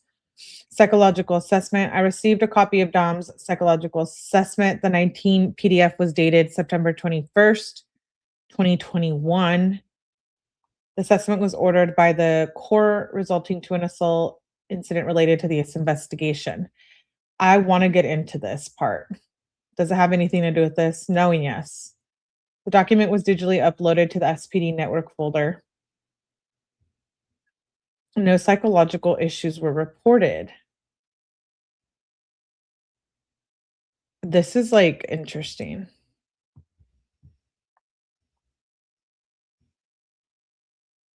I've had someone do me like that before. Wait, what?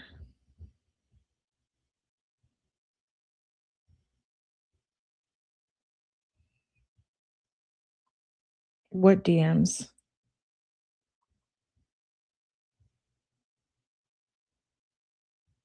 From Instagram? The one I think we've covered those. Yeah, if it's the Instagram DMs, we have them.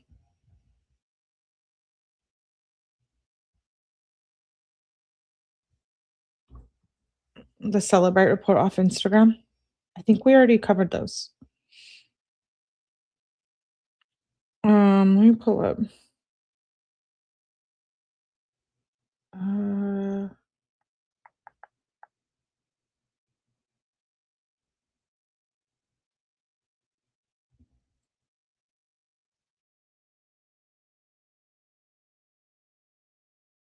Somebody sent me something else.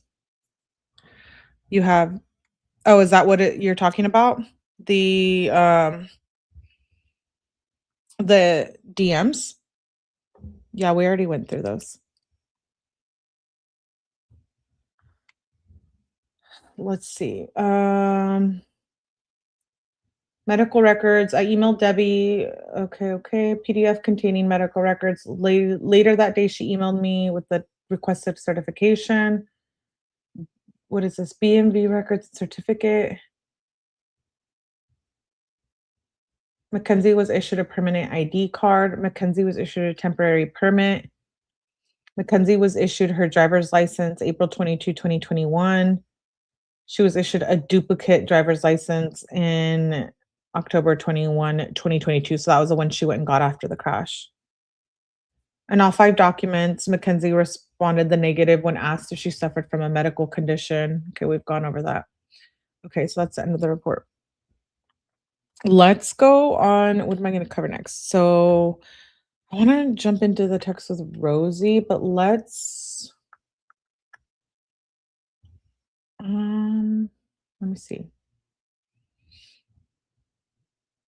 I have another. Let's just read through this. I think this is another statement from the police, but I want to make sure we don't miss anything.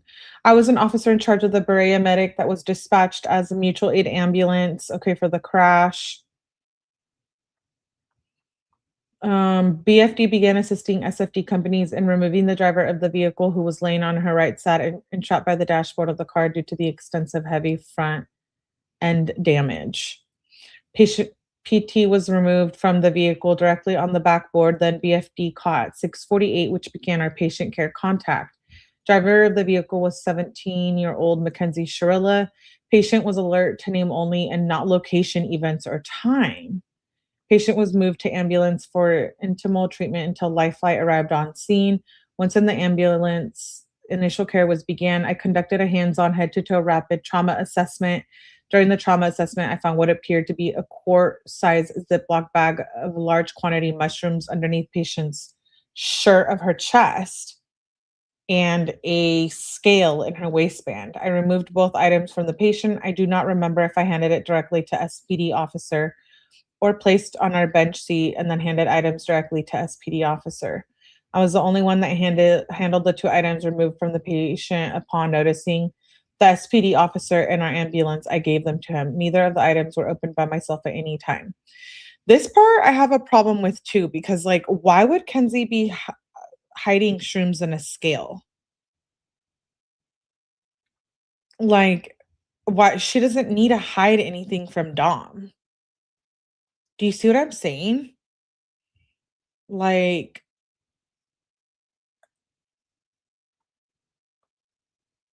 I don't know.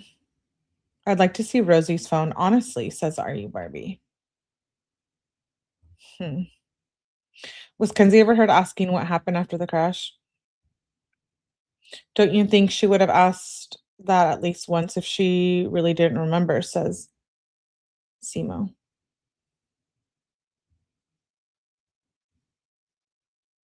Hmm. I mean, like her stealing the shrooms, I think there would have been other options that Dom had that could have got her more money than shrooms. I'm just saying. And like, why hide it? I'm wondering if she was hiding it because they were scared of being pulled over.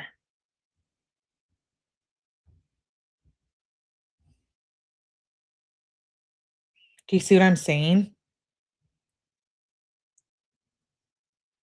I think it was in case he got stopped by police. I just don't like there's so many opportunities where like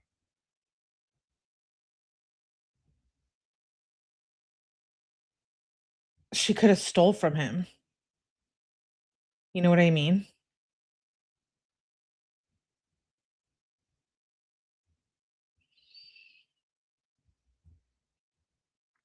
I mean, she was enough aware enough to grab it after the crash. That's what I'm saying too. Like she put it in her clothes at Paul's. Why would she do that if everyone's okay with it there? Or did she do it in the car at some point? Mm, like, did they even look into that? Uh, Now, whether we think that it's relevant or not, I think that it's in my relevant, but you guys don't have to agree. Obviously, that's just my opinion. You're entitled to your own, but um, let's read this. Um, this is like another little statement. If they were fighting all the way out the door, she may have just carried them there and jumped in the car and sped off. Why put it in her pants? That's what I don't get. How many times had they driven around with stuff before? We see that in the text message. I just don't get what the point of, like, hiding it in her pants was. That's, like, random. BFD was called for an MVA with multiple injuries. His house, what about his second phone or something? Yeah, that's the phone that we don't know about. He never found it. She admitted to Rosie she took his pen and lied to Don the text saying she didn't see it.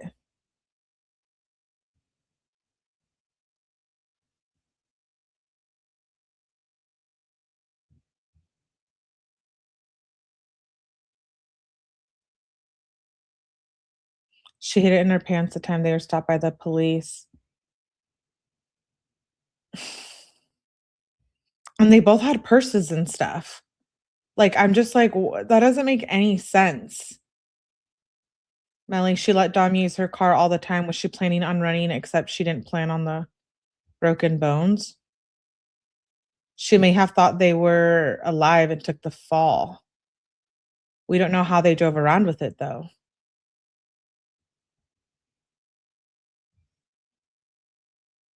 Maybe she hid it from somebody else because didn't bring person. Hmm.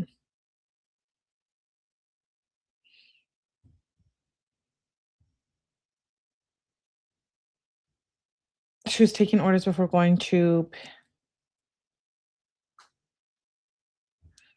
let's continue. Report from SFD and SPD found the vehicle current location. The vehicle was cold to the touch.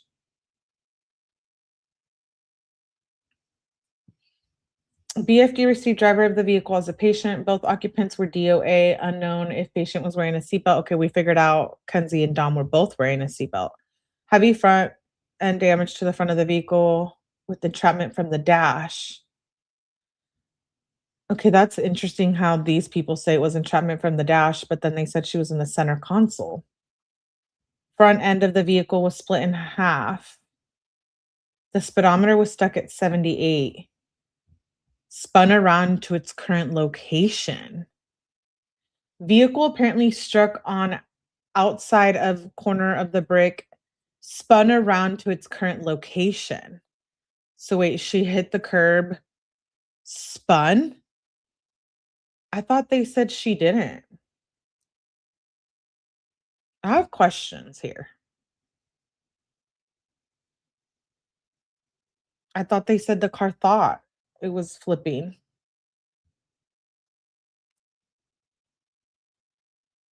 There was a firefighter that touched the car and said it was warm. Yeah, that's in the body cam. I remember that.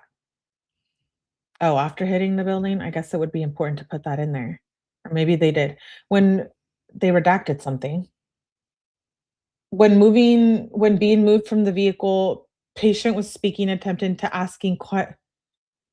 answer questions when asked. Then another line is redacted. Patient knew her vital information, but did not remember events of the accident. Redacted, redacted. Was previously placed by SFD prior to removing patient from vehicle. BFD advised patient care will be transferred to Metro Life upon their arrival. Care in squad, redacted. Rapid trauma assessment found, redacted. Redacted, redacted. Patient head only had redacted. Patient chest had redacted. Abdomen was redacted. I think this is all of her injuries.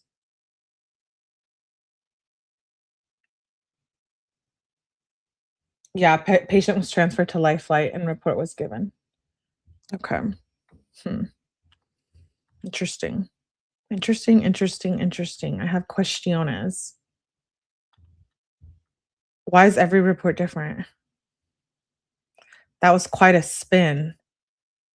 She hit the sign and then the wall. No, that was hers.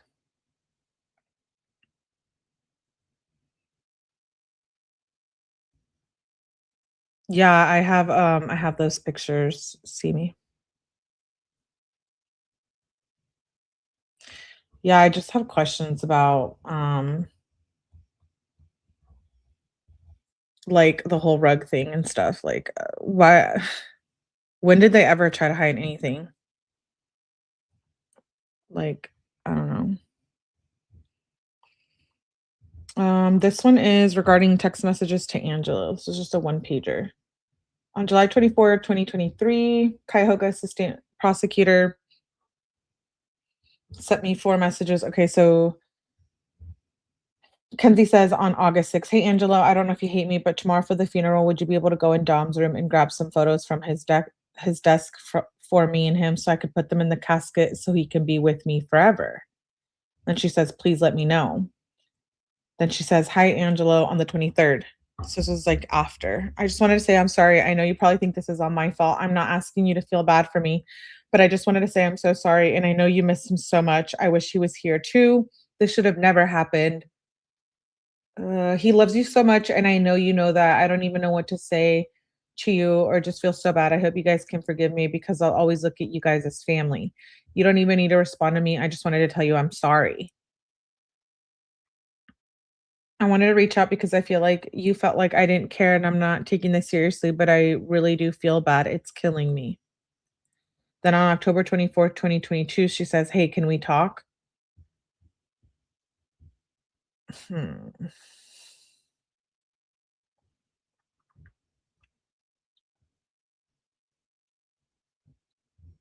Interesting. I know we've read through those before, but I just wanted to go through that report again. Now let's go through this and then we're gonna watch the body cam. Um, actually, let's go through this one first. This is who is this by? Ohio traffic accident. Okay. So this is on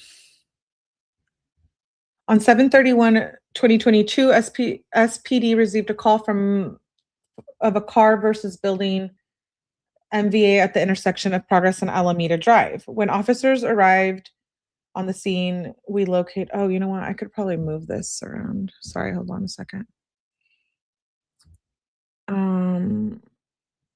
Okay. When officers arrived on scene, we located Unit 1, which had struck the corner of the building. The vehicle had heavy front end damage and front and side airbag deployments, and the vehicle was nearly split in half. Officers observed that the vehicle had 3 occupants. All 3 occupants were unresponsive and entrapped inside the vehicle. The vehicle engine was not hot when officers arrived on scene. The vehicle appeared to have struck the building at least an hour before it was found and called into police. SFD responded on scene and were able to extract all occupants by mechanical means. The driver was a juvenile female, alive and breathing with severe injuries. She was life flight helicopter arrived on scene and transported her. The front passenger was pronounced deceased on the scene and was not wearing a seatbelt. We found out that was not true. Back seatbelt passenger was also pronounced deceased on scene and not wearing a seatbelt. Rear seat passenger was tossed from the back seat and was on top of the front seat passenger. This also brings me back to the whole thing of it all where if Davion thought that if he knew something bad was happening, why wouldn't he have put his seatbelt on?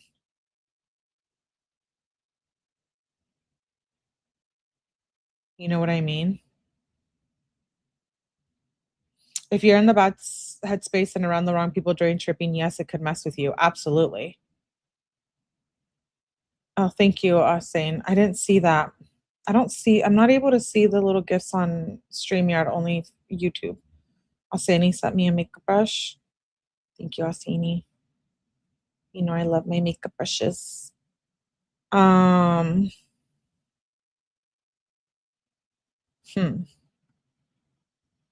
Okay, let's continue with this.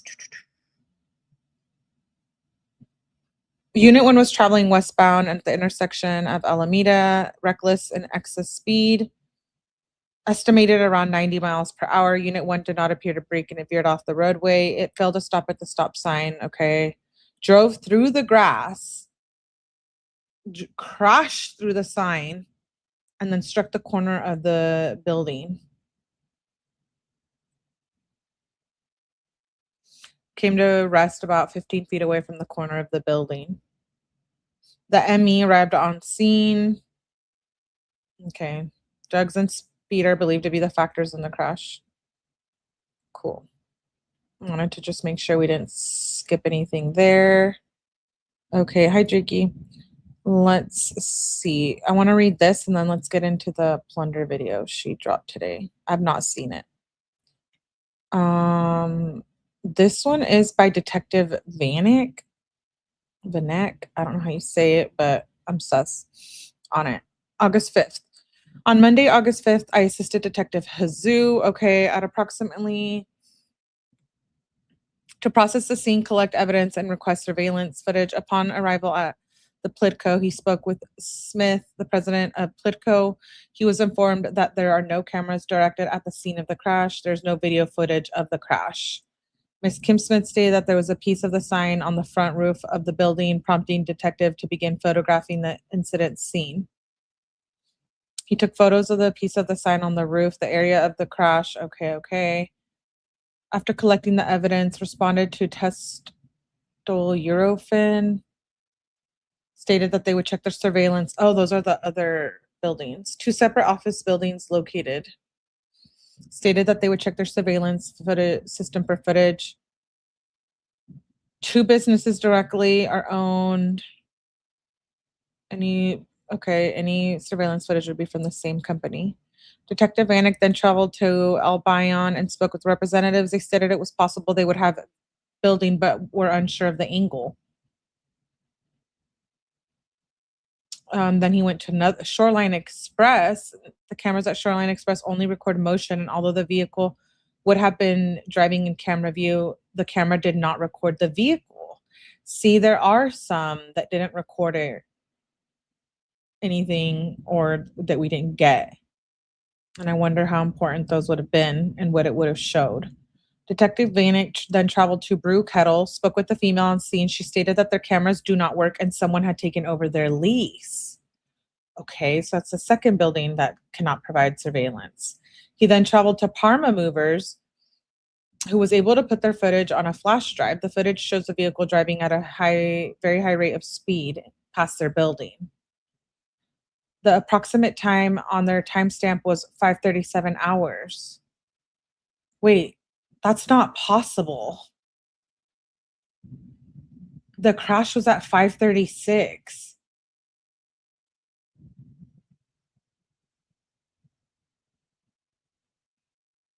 Excuse me. Who's getting their minutes and times wrong? This is important. Hello? Anyone? I thought the crash said 5:36. Oh, maybe it was like right by the building was right by the so they were the building that was like right there. What if other people asked to use their phones while tripping and sent those texts?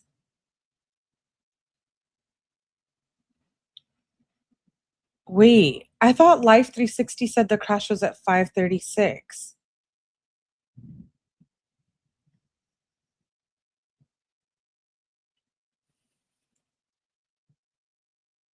I thought I had that pulled up. Didn't we just look at that?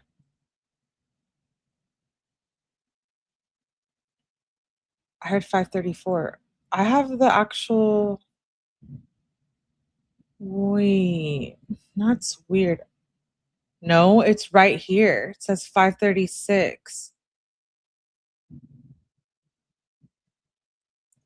from Pearl Road, 5:30. 5:36 a.m. They went by Elizabeth Circle.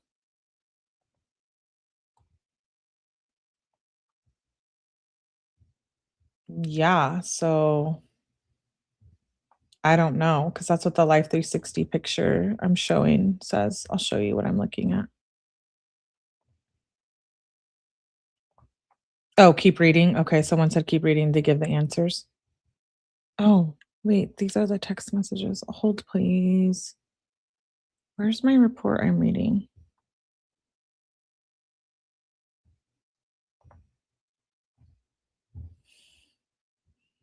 Oh my gosh. Hold on. Oh, here we go. Wait, what was I reading? Oh, yeah.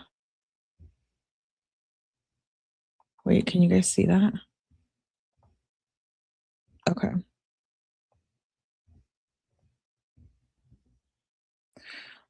Brew Kettle. Okay, on Friday, August 5th, responded to a black Toyota. Upon my arrival, I was met by Strongsville Police Department.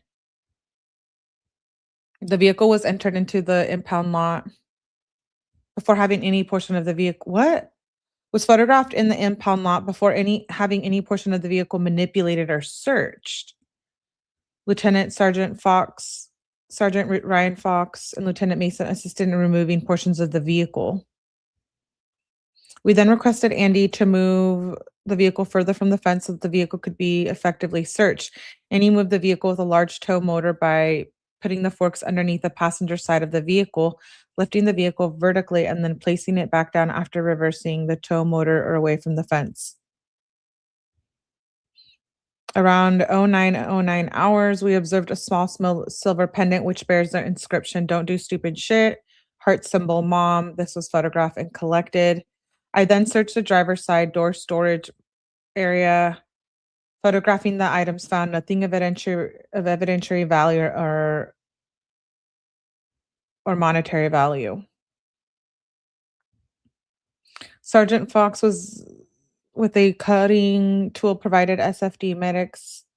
Okay, cut the sensors. While mechanically removing the front passenger seat, a box of unfired ammunition cartridges was located. Oh, we did read this one because this one was where I was freaking out about the cartridges, right?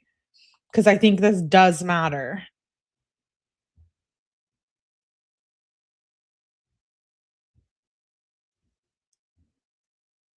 No way they texted that and didn't put a seatbelt on instead if they knew what was coming. Exactly. Life 360 may not be exact.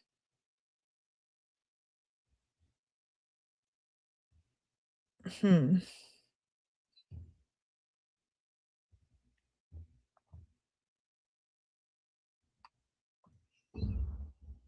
It says, while the seat was being mechanically removed to facilitate the search under the seat, the box slipped from its holding position. One unfired cartridge fell from the box and was recovered. Its initial place in the box is unknown. While the seat was being mechanically moved, a black backpack was located with numerous items inside. The black bag was soaked in unknown liquid. It was collected to be dried at Strongsville. It wasn't a black bag. What is he talking about? Does he mean the orange and black one?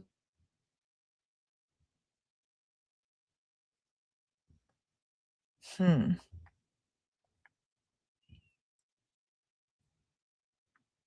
Around the time SFD Department Chief Rosman arrived to assist the other fire medics in mechanically searching the vehicle, I requested fire medics use their tools to open the trunk which was secure.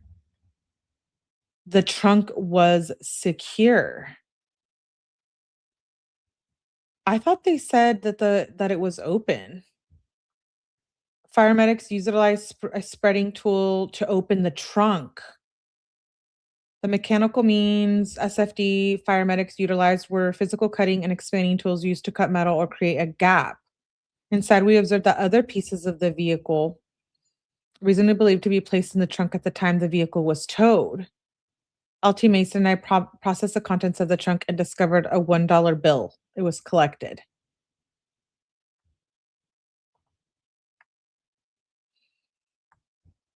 Sounds like the black bag was under the seat, like stuffed under there. Yeah, but it wasn't under Kenzie's seat. It was under the passenger.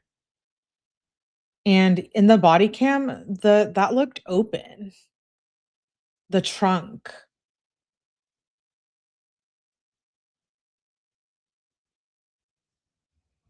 Natalie and Steve better be watching this if they want an appeal because we know they didn't read all the case files like Melly.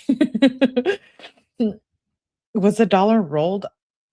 I have questions.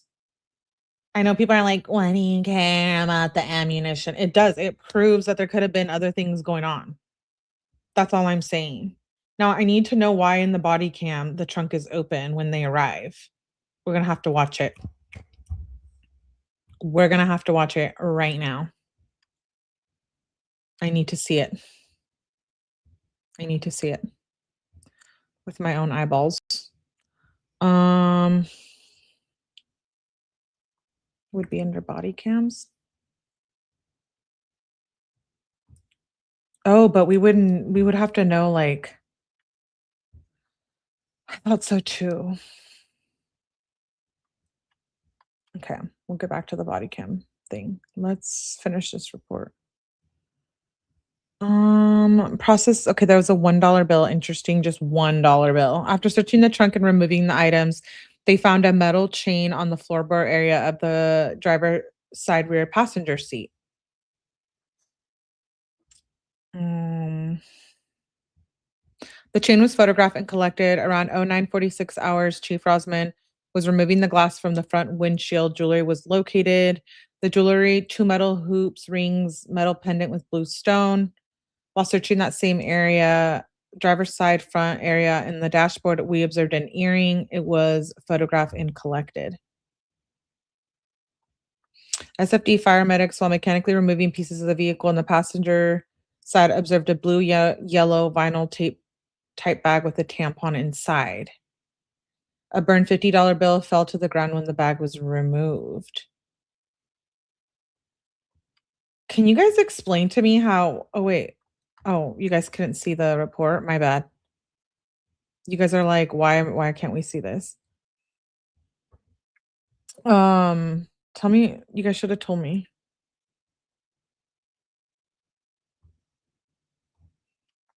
Um, I was just, like, reading and you guys are like, "What is she reading?" Probably.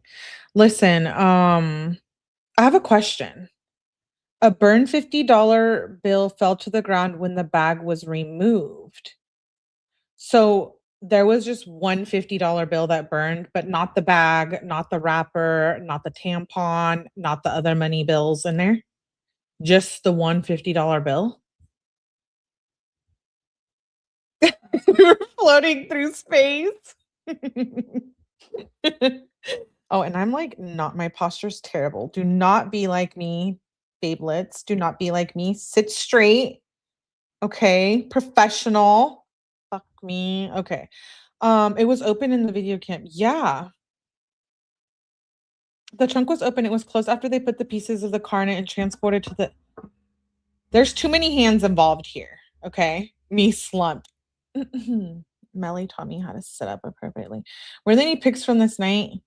Yeah, I find it odd that there's nothing from this night. They were just smacking the bong, coloring, and all of this stuff. Kenzie, we knew she loved her freaking phone, you know? And but wait, okay, can someone answer that? Like why the $50 bill was on fire?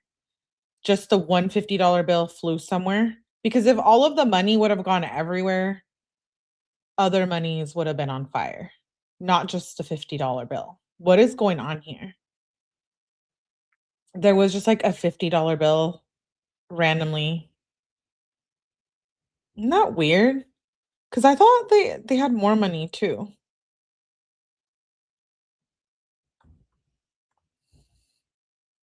A final search of the vehicle discovered a $1 bill. The bill was found after the trunk was emptied.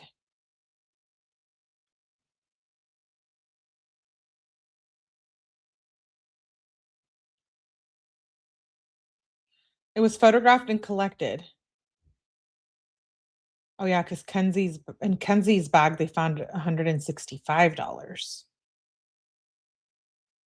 So a $50 bill and a $1 bill. Airbag dust can do that.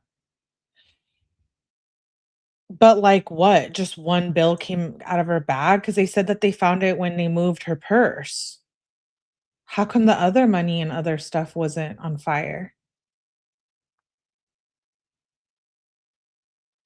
Definitely the tampon would have caught on fire, right? Or no? Hmm. Nina, I have nothing to say. I'm still thinking about that. Time to remember. Good to see you, love. It's been a while. Good to see you. Let's continue. Furthermore, we found a gold white iPhone on the trunk weather mat. This was photographed and collected. A final search of door panels was completed where interior door panels were opened. Okay. All the items were placed into paper bags by Detective Vanek and placed into the SPD evidence van. The currency, the two $1 bills. Wait, okay, so now there was two $1 bills entered into property. The metal chain was photographed and packaged. However, it was later turned over to Miss Russo. Detective Hazu completed a physical evidence record and placed it in the case file. The broken iPhone was photographed. The SIM card was removed and photographed for preservation and secured with the phone. The wet backpack was secured with its contents in small cardboard boxes in the outer cage of the SPD evidence lab to be dried. It is not believed at this time of the report to be evidentiary valued. Okay, all items were photographed. I conferred with Sergeant Fox in connection with the Toyota box recovered, stated that the record data shows points that the vehicle was traveling at 100 miles per hour without any brake applied. I asked about forensic mechanic inspecting the vehicle. Informed me that an ASC certified mechanic could be requested. The vehicle, okay, la la la. However, that would require the vehicle to be in a state that it could be placed and lifted. The vehicle in the incident could not because it was so tore up. The data in the airbag sensor box shows that no brakes was applied, rule brakes failing or not working correctly. I mean, I'm not like an EDR specialist or anything, but like, could the car thought it was freaking out, like flipping and all this stuff, and could it have provided this information? Does that make sense? Am I making my point come across clearly? Detective Vanek on August 8th contacted with test oil, confirmed that the camera system is 4 minutes and 20 seconds fast ahead. Yeah, but that's not the one that was they said, that's not the same building, is it?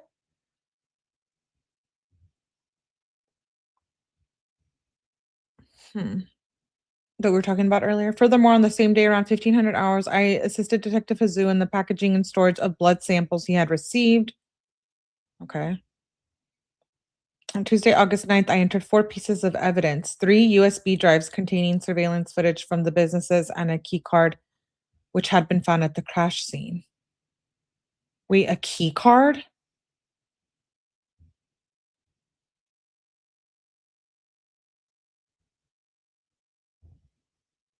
That was just not the flooring money.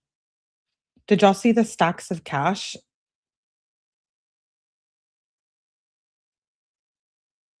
Listen, I'm curious about the possible ski trip. Me too. I think we would hear texts about prosperity rituals for sure if she was gonna do that. Facts. I feel like I'm tripping with these discrepancies. If there's this many discrepancies and stuff,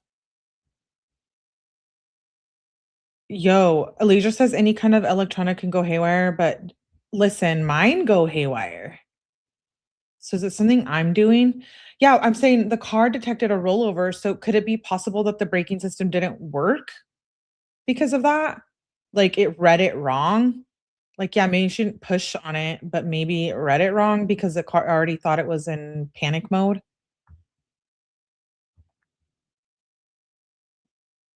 Key card for what? Is that like a key card like when you go into the hotel? Wait, a key card for what? Do they come and talk about this again? Wait, a key card for what? Yeah, an electronic. Someone clear this up, please. Like what hotel? Didn't one of those psychics mention a key? Was that Sloan?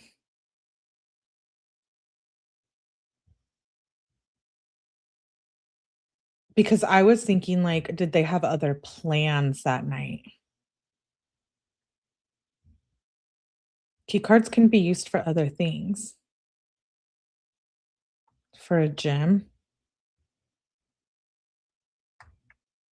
Okay. A key card. Let's see if it brings up the key card. August 12th, I checked with industry, see if they had any workable video. They were unable to open them. Footage was overwritten.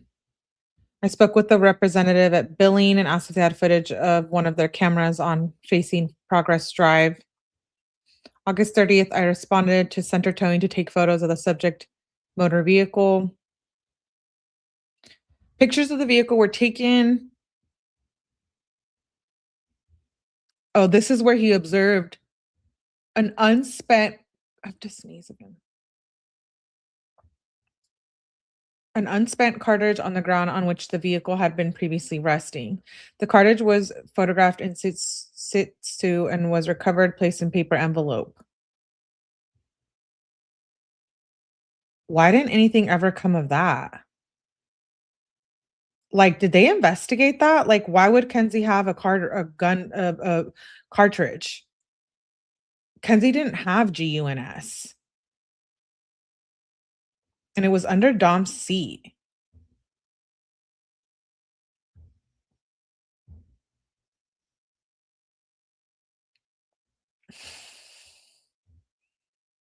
Could it have been possible that they weren't going to Paul's and wanted to do something else, and then maybe plans didn't go through?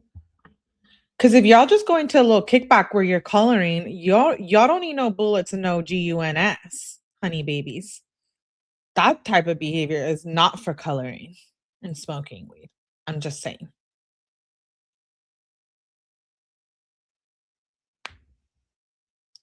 Like, were they worried someone was gonna, like, do something to them?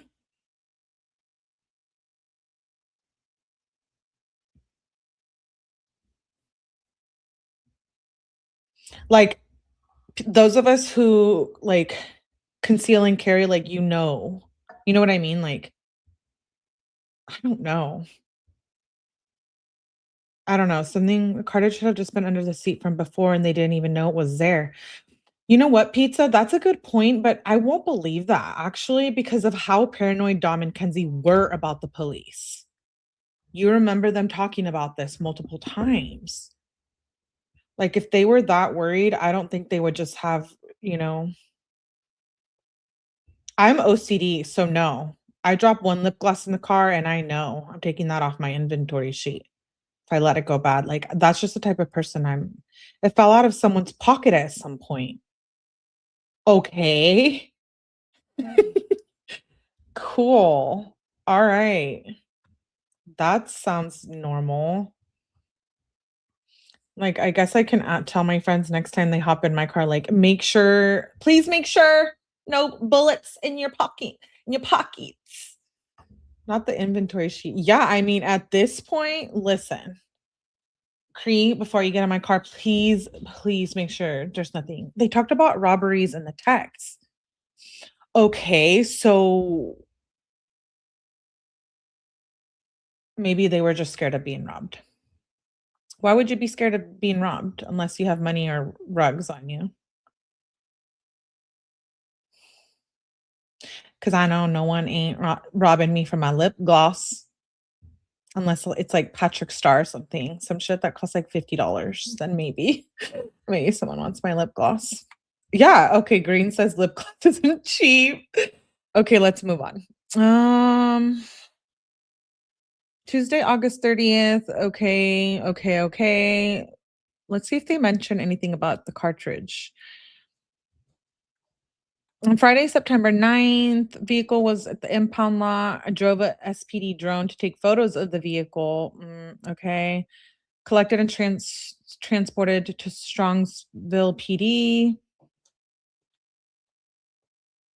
This reminds me of like the Karen Reed vehicle. It was like back and forth, back and forth. It went through like a snowstorm, all this stuff. On September 12th, the vehicle was covered in tarp purchased by the department. Okay. Oh, that was it.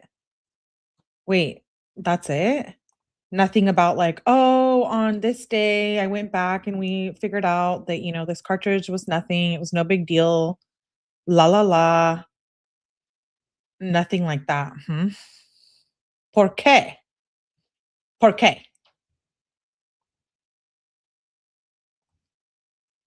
Um, well, hmm. Okay, I have one more police report and then we'll get to the plunder. Thanks for being here, Teresa. Um,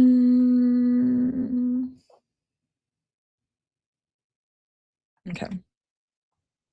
What does this say? At 06:15 hours, Strongsville PD were dispatched. Okay, to Alameda with severe damage and full airbag deployment. Okay, I'm just checking to see if we missed anything.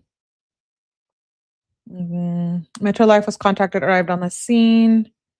The juvenile female to Metro Health, the Cuyahoga MEs. Okay, we already know that. Anything else let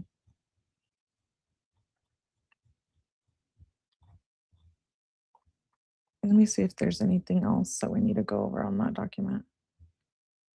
Um, no, that was it. That was just like the little statement. Okay.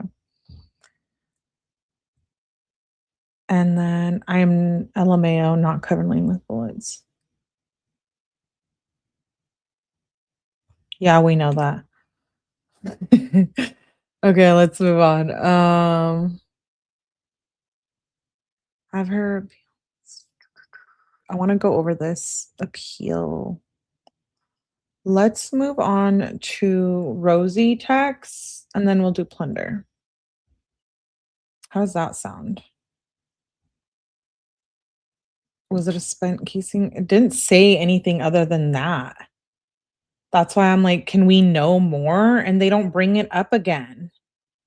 Why does that information seem like it's tied to something suspicious? You want to read that? I think I want to do that on one whole live because it's really long. Empty clip. I want to go through the Rosie text real quick. Um, to see if they talk about anything. I know I've read them before, but I want to see if we talk about y'all. I got some tea for you guys.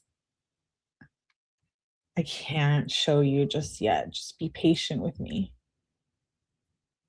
Um, I might not even end up showing you, but if I don't, I'll tell you. And I'll tell you why. Okay, let's read the text message with Rosie because I don't believe there was anything telling in the Rosie text, but we're gonna go through them. We are right now. Melly, damn it. I know. I'm sorry, boo-boos. Trust me. I need to make sure that what I'm reporting, because people do like try to take you to court and shit from YouTube. So I need to like be careful. Possibly even talk to my own lawyer. What's the time frame on the tea? I don't know. No, I don't know yet. Tomorrow, I know I have a body cam that I haven't really seen much on YouTube, so I'm excited about that. Definitely tune in.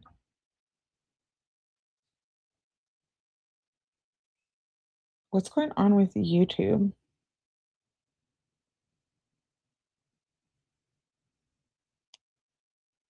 Okay. Excuse me. Thank you. Totes understand. Yeah, definitely protect yourself. Yeah, always keep the lawyer on deck. Oh yeah, I have my lawyer on deck. Boba tea. Ooh, I love boba tea. Okay, let's continue. Rosie. So these are from June 28th, 2022. So we're just going to review them really quickly. Because I don't think that Rosie incriminates herself in these, but we'll see. Join my group board. Okay, so Rosie sends Kenzie something about a Pinterest. Pinterest. Kenzie says on June 28th, 2022, did you pick out any outfits or anything? Or are you just going to go with what you have? Kenzie says, I'm going to bring like all my necklaces that are fun. Rosie says, honestly, your stuff is cuter. If I can go with what you have, it would match better. So maybe that orange outfit in a bikini top with pants or a skirt. Kenzie says, okay, bet because both outfits I have is a skirt set. I could also bring some jeans with my Van Dutch ones. Or Von Dutch, sorry. Rosie says, I have pants I could wear with a bikini top, but only the triangle top I have is neon pink, which is cute, but the ones you got are just so purr. Yeah, that works. I just don't have a skirt. Kenzie says, I have a top you can wear. Okay, yeah, you guys can see. Rosie says, bet. Kenzie says, and I know my skirt will fit you. I'll bring hella bikini tops. Rosie said, no way, this is going to be fire. Kenzie says, we can try it all. I'm excited. Rosie says, I have a lots of jewelry too. Kenzie says, what's your waist size? Rosie says, like 28-30. Kenzie says, I would let you wear my Von Dutch mini shorts because they are a size 30 waist. They are super effing cute, but they are tiny. I think I showed you them. Rosie says, OMG, bet. Yeah, I saw those. Cute AF. Kenzie says, just wear them like a piece of designer because they are my prized possession, even if they don't fit me. LOL. Rosie says, OMG, of course, they literally are insane. It'll look so good. She says, oh my God, you should bring the Polaroid. Kenzie says, bet. Good idea. Rosie says, yes, it'll be so cute. And sends a screenshot. Then she says, she keeps bugging about being late. I guess we have to be there before 1. Kenzie says, I'll be ready.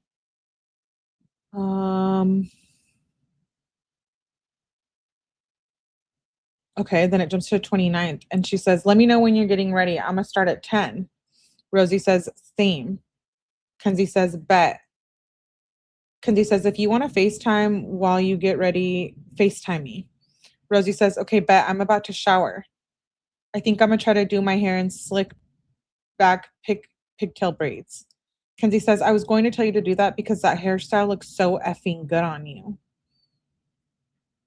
Rosie says, "Yes." Kenzie says, "I got my hair done already. I'm about to just pack up my outfits." Rosie says, "Perfect." Kenzie says, "I'm in the bathroom. I'll FaceTime you in like 5 seconds." Rosie says, "Okay." She says, "Oh, yeah, bring your sunglasses if you want to." Kenzie says, "I have 3." Rosie says, "Bet." She says, "I'm here." Kenzie says, "Want me to bring a speaker?" Rosie says, "Yes." They took sending pictures of each other because they were modeling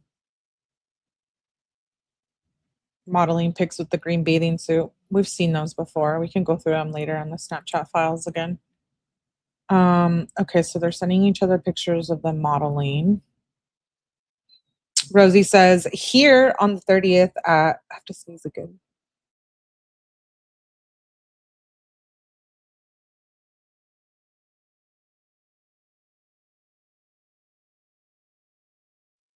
Okay, she says, "Here on June 30th."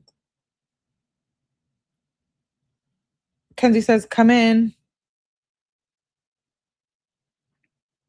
I think she sent Dom's song, Drinking Zaza or something. Something Drink and Zaza single. Yeah. She says, "Is there a portable charger in your car?" Rosie says, "I don't see one. Not in the door either." Kenzie says, "Okay, bet." Rosie says, "Okay, bet." She says, "Also, thank you for inviting me, bitch. I have fun with you." Rosie says, "Oh my God, yes, of course, anytime, literally so fun." Kenzie says, "Yeah, you gave 10 extra dollars. We can just it back, give you it off. Have fun, bitch. Questions, just text me." Rosie says, "Okay, bet." Then Rosie sends a picture of herself with her tongue out. I don't know what's going on here. Oh, that was on July 1st. She says, "I'm still geeked. So effing fun. I'm dead." Oh. Hmm. She says, "In a dream, we need a trip." Kenzie says, "Girl, hell yes. I'm down. What beach should we go to?" "We probably just want to go to Mentor because it's hella nice there and I can feel good getting in the water." "We're about to go to the beach. Pull up if you guys want." Rosie says, "Bet, sorry, I'm slumped AF after this. LMFAO."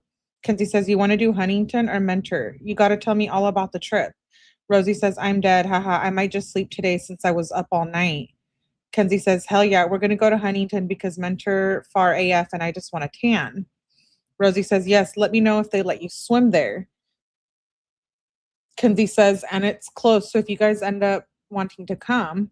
Rosie says, "Last time I went, they didn't. But yeah, I'm going to go back to sleep. If I wake up, I'll come for sure." Kenzie says, "Bet. They're letting people swim. It smells so bad here, though." Rosie says, "LMFAO, not the stench, but I'm going to just stay home. I need to recover. I feel dead AF." Kenzie says, "It's going to rain at 5, I think, too, but make sure you eat and drink hella water." Rosie says, "Yes, thank you." Kenzie says, "What pics are you posting? Are you editing?" Rosie says, "I'm not sure yet. I need to look through and pick the best." Kenzie says, "Let me know." Rosie says, "Bet, I'll do it tonight." Rosie says, "You can send the ones you want to post. I can edit one or two, and you can tell me if you like them better edited." Kenzie says, "It's so hard to pick." Rosie says, "I love editing." "I know, right? I just scrolled through and they're all effing fire." Kenzie says, "I don't know what I'm going to do. I like these so far." And then they send pictures of each other. Rosie says, "Take your time. We got the pics back quick AF." Kenzie says, "But I might go post a 3-day or some." "Okay, bet." Rosie says, "Yeah, those are so good. OMG." Kenzie says, "We both look fire." Rosie says, "Let me hit a quick edit." Kenzie says, "Bet." She says, "I want to post like 12. I have so many faves." Rosie says, "There's so many good ones." Then on July 2nd, Rosie says, "Hey, do you want to go take pics on my camera?" Kenzie says, "Right now?" Rosie says, "Yeah, in like 30 minutes." Kenzie says, "Where are you trying to go?" Rosie says, "I'm 30 minutes out from home, like a field or something. I feel like it's so sunny. We could do like a glowy sunny shoot." Kenzie says, "Let me find an outfit. I'm down." Rosie says, "Yes, I'm kind of far from home, but when I get home, I can get ready. Like maybe a white outfit." Then she says, "Do you think you would be good at taking pics on the camera? I could take such good ones of you. The quality is gas." Kenzie says, "I can try to be honest. I'm a fast learner." Rosie says, "Bet." She says, "I have faith in you. LOL." Kenzie says, "I'm about to get ready." Rosie says, "I'll be home in 10. I'm just trying to figure out an outfit." Kenzie says, "I'm about to be home. I'll FaceTime you." Rosie says, "Okay." Oh, this is where she said, "I took Dom's pen too." Someone mentioned this in the chat earlier. The little vocab of these two. But I know. What if he found her advertising somewhere hypothetically? That's possible, Kayla. Okay, Jules. It says, "I took Dom's pen too. It's fire. We're fighting right now.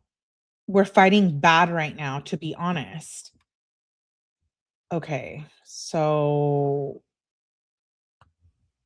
we do know that Rosie knew then that they fought, according to this text messages. Yeah. The "I'm the girl you die for" photo was from before the crash? Yeah, from before the crash? Yeah, I think so. She says, "We're fighting bad right now, to be honest." And then Rosie sends a picture of herself. Kenzie says, "So thank you for inviting me." Rosie says, sounds yum, but nar, why?" She says, "That's what I'm wearing." And of course, she says, "Model." Kenzie says, "I like it." Rosie says, "I'm here." Kenzie says, "Coming." She says, "What are you doing tonight on the 3rd?" Rosie says, "I'm smoking with Paul right now, but I have to shower and I'm hanging with Landon at 3. Rosie says, "I was going to see if you want to go to the beach, but I'm tanning at my house now." Rosie says, "Oh my God, I wish I could, but I don't think I can today unless Landon wants to." Kenzie says, "Yeah, me and Dom still fighting, so y'all can just hang." Okay.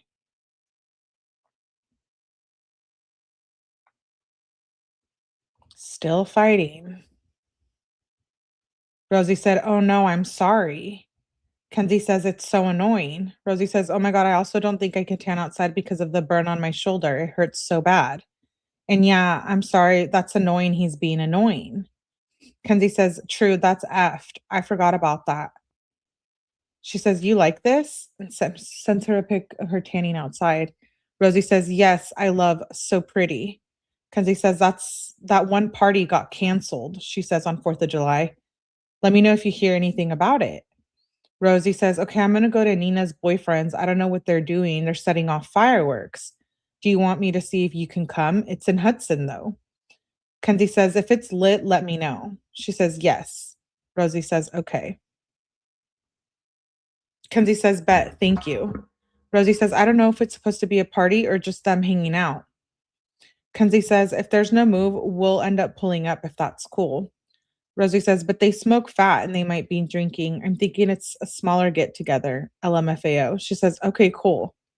Nina said, "You guys can come." Kenzie says, "I think we're coming tonight." Rosie says, "Okay, bet." Kenzie says, "When are you going?"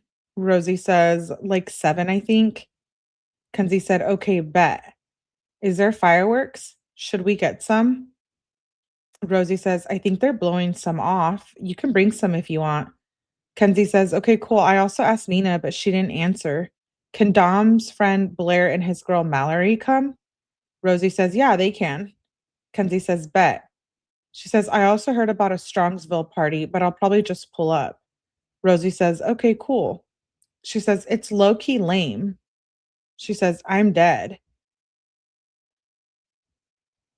Kenzie says, "What is Nina's?" She sends a picture of herself, Rosie does. She says, "Yes, haha. It's like 10 dudes smoking with the speaker on a baseball field. Kenzie says, we found a Strongsville party that we might pull up, but that if it gets popped, we will come. Rosie says, sheriff parked at this house whose backyard faces us. Kenzie says, WTF? Rosie said, whose is it? Kenzie said, so there's already cops there? Sends a screenshot of a 4th of July party. Kenzie says, not sure, but I know people there. Rosie says, he said a cop pulled in earlier and pulled out. Kenzie says, weird AF. I hate cops.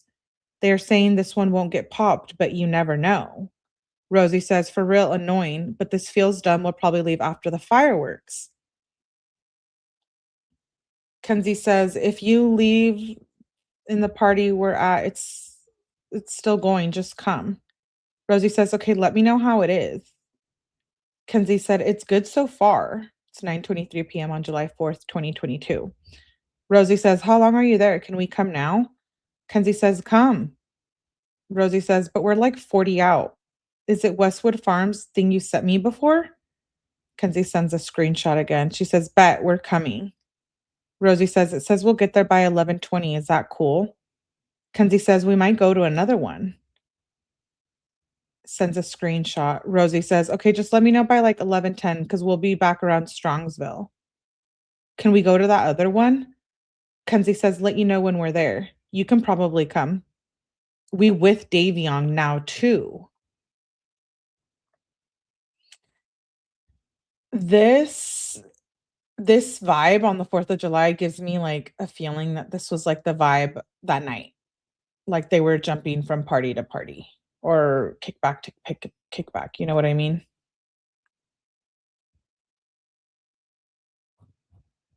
I wonder why they think poppin' party is in their view. Yeah. Hey, ATS. She says, we're with Davion now too. See what I'm saying? Like, I know Davion was like living with his friends and stuff, but I think Davion knew more about their relationship than we think. Living with them and them always fighting. Even though they didn't physically maybe fight in front of Davion, the way she texted Dom and stuff, like you could always tell there was something going on. You know, like that cringy, clingy, like boyfriend who's controlling and always texting you. Like that was Kenzie with Dom, and Dom with Kenzie too, for the most part. It was like back and forth all the time. She says, we're with Davion now too. Where are you at? Rosie says, we're just gonna go home. She says, it's lit. There's hella people from Strongsville here too. Rosie said, oh my God, that's fun, but they have to work in the morning. Rosie says, you and Landon come. Rosie says, we're so tired, we're just gonna call it a night. Kenzie says, oh, okay. The next day, Rosie sends a screenshot. She says, I think I'm gonna post this for my feed. So don't think I'm not posting our shoot. Oh my God, I am just backed up. I'm posting the white bikini pics today and I'll do one a day from then on, but you can post whenever. Kenzie said, oh, I like this. She says, which ones are you posting? And you kind of have like a garden. Also, you kind of have like a garden. Ashton going to have a lot of green in nature in your post. We should take pictures somewhere again, like somewhere downtown or shit. Rosie says, yes, we should sometime this week, maybe tomorrow. Kenzie says, I'm down whenever. We should do that ferry shoot or something like that. Rosie sends her a bunch of pictures. She says, I'm posting these. I don't know which ones yet, but from these. She says, yeah, send ideas. Kenzie says, how the fuck do you get TikTok to accept your post or accept your appeal? Rosie says, I don't even know. Just wait. Kenzie sends screenshots back. She says, they took my video down and now I'm banned again. I'm salty AF. She says, I literally have submitted like 4 and they never answer me. Rosie says, it's literally so effing annoying. There's no one to contact about it or any buttons to press. Every time I try to find an email, I can never find anything. I think you can write feedback to them. That might be the only way to write a paragraph to them. There's so many of my vids still waiting and it's like hair videos and outfits. So dumb. Kenzie says, that's what I've been doing, submitting feedback, but they always ignore it and it's effing annoying. Also, what are you doing today? Want to go to town hall with Grace? Do you like matcha? Rosie says, my mom's being really annoying and I have to go shopping with her to get food. I asked her for food money and she started arguing with me. Kenzie says, oh damn, come next time. She says, "Also, like, you post yourself in a bikini and show your butt. Like, if I did that, my whole TikTok would get effing banned. I'm so jealous." Rosie says, "Yeah, I need to get money, bruh. I don't even know what I'm gonna do. Get famous." Oh my god, I don't know why they do that to certain people. Kenzie says, "Dude, we're the perfect duo to be famous." Rosie says, they banned like 3 of your accounts, I feel like." And literally, "We're gonna be on our model shit." Kenzie then sends a picture of her in her closet, I think. She says, "This is what got removed." Rosie says, "I have to write thank you notes for graduation too." Kenzie said, "Shit." Rosie says, "My mom's making me handwrite specific things. Are you doing that?" Kenzie says, "I need to do that too, LMAO." Rosie says, "I'm dead. I still don't want to." Like grateful, but bruh.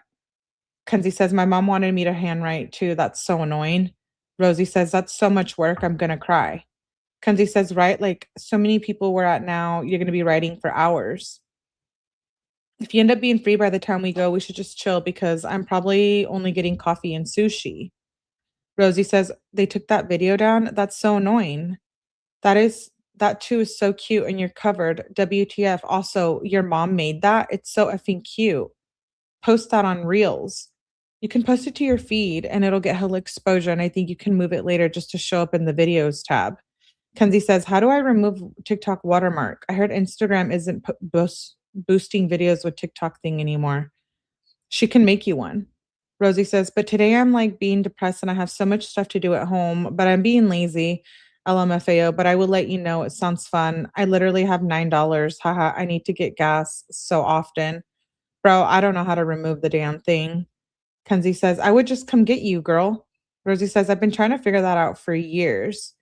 Kenzie says, "You picked me up last time. But yeah, just let me know whatever you want to do because I want to hang." She says, "And bro." Rosie says, "Oh, that's sweet. What time are you going?" Kenzie says, "The weirdest thing happened to me." Rosie said, "There's some sketch website you can remove the watermark, but it doesn't always work. I don't remember what it's called. I think it's kept flopping for me." And what? Kenzie sends a voice message. She says, "Bro, what is it?"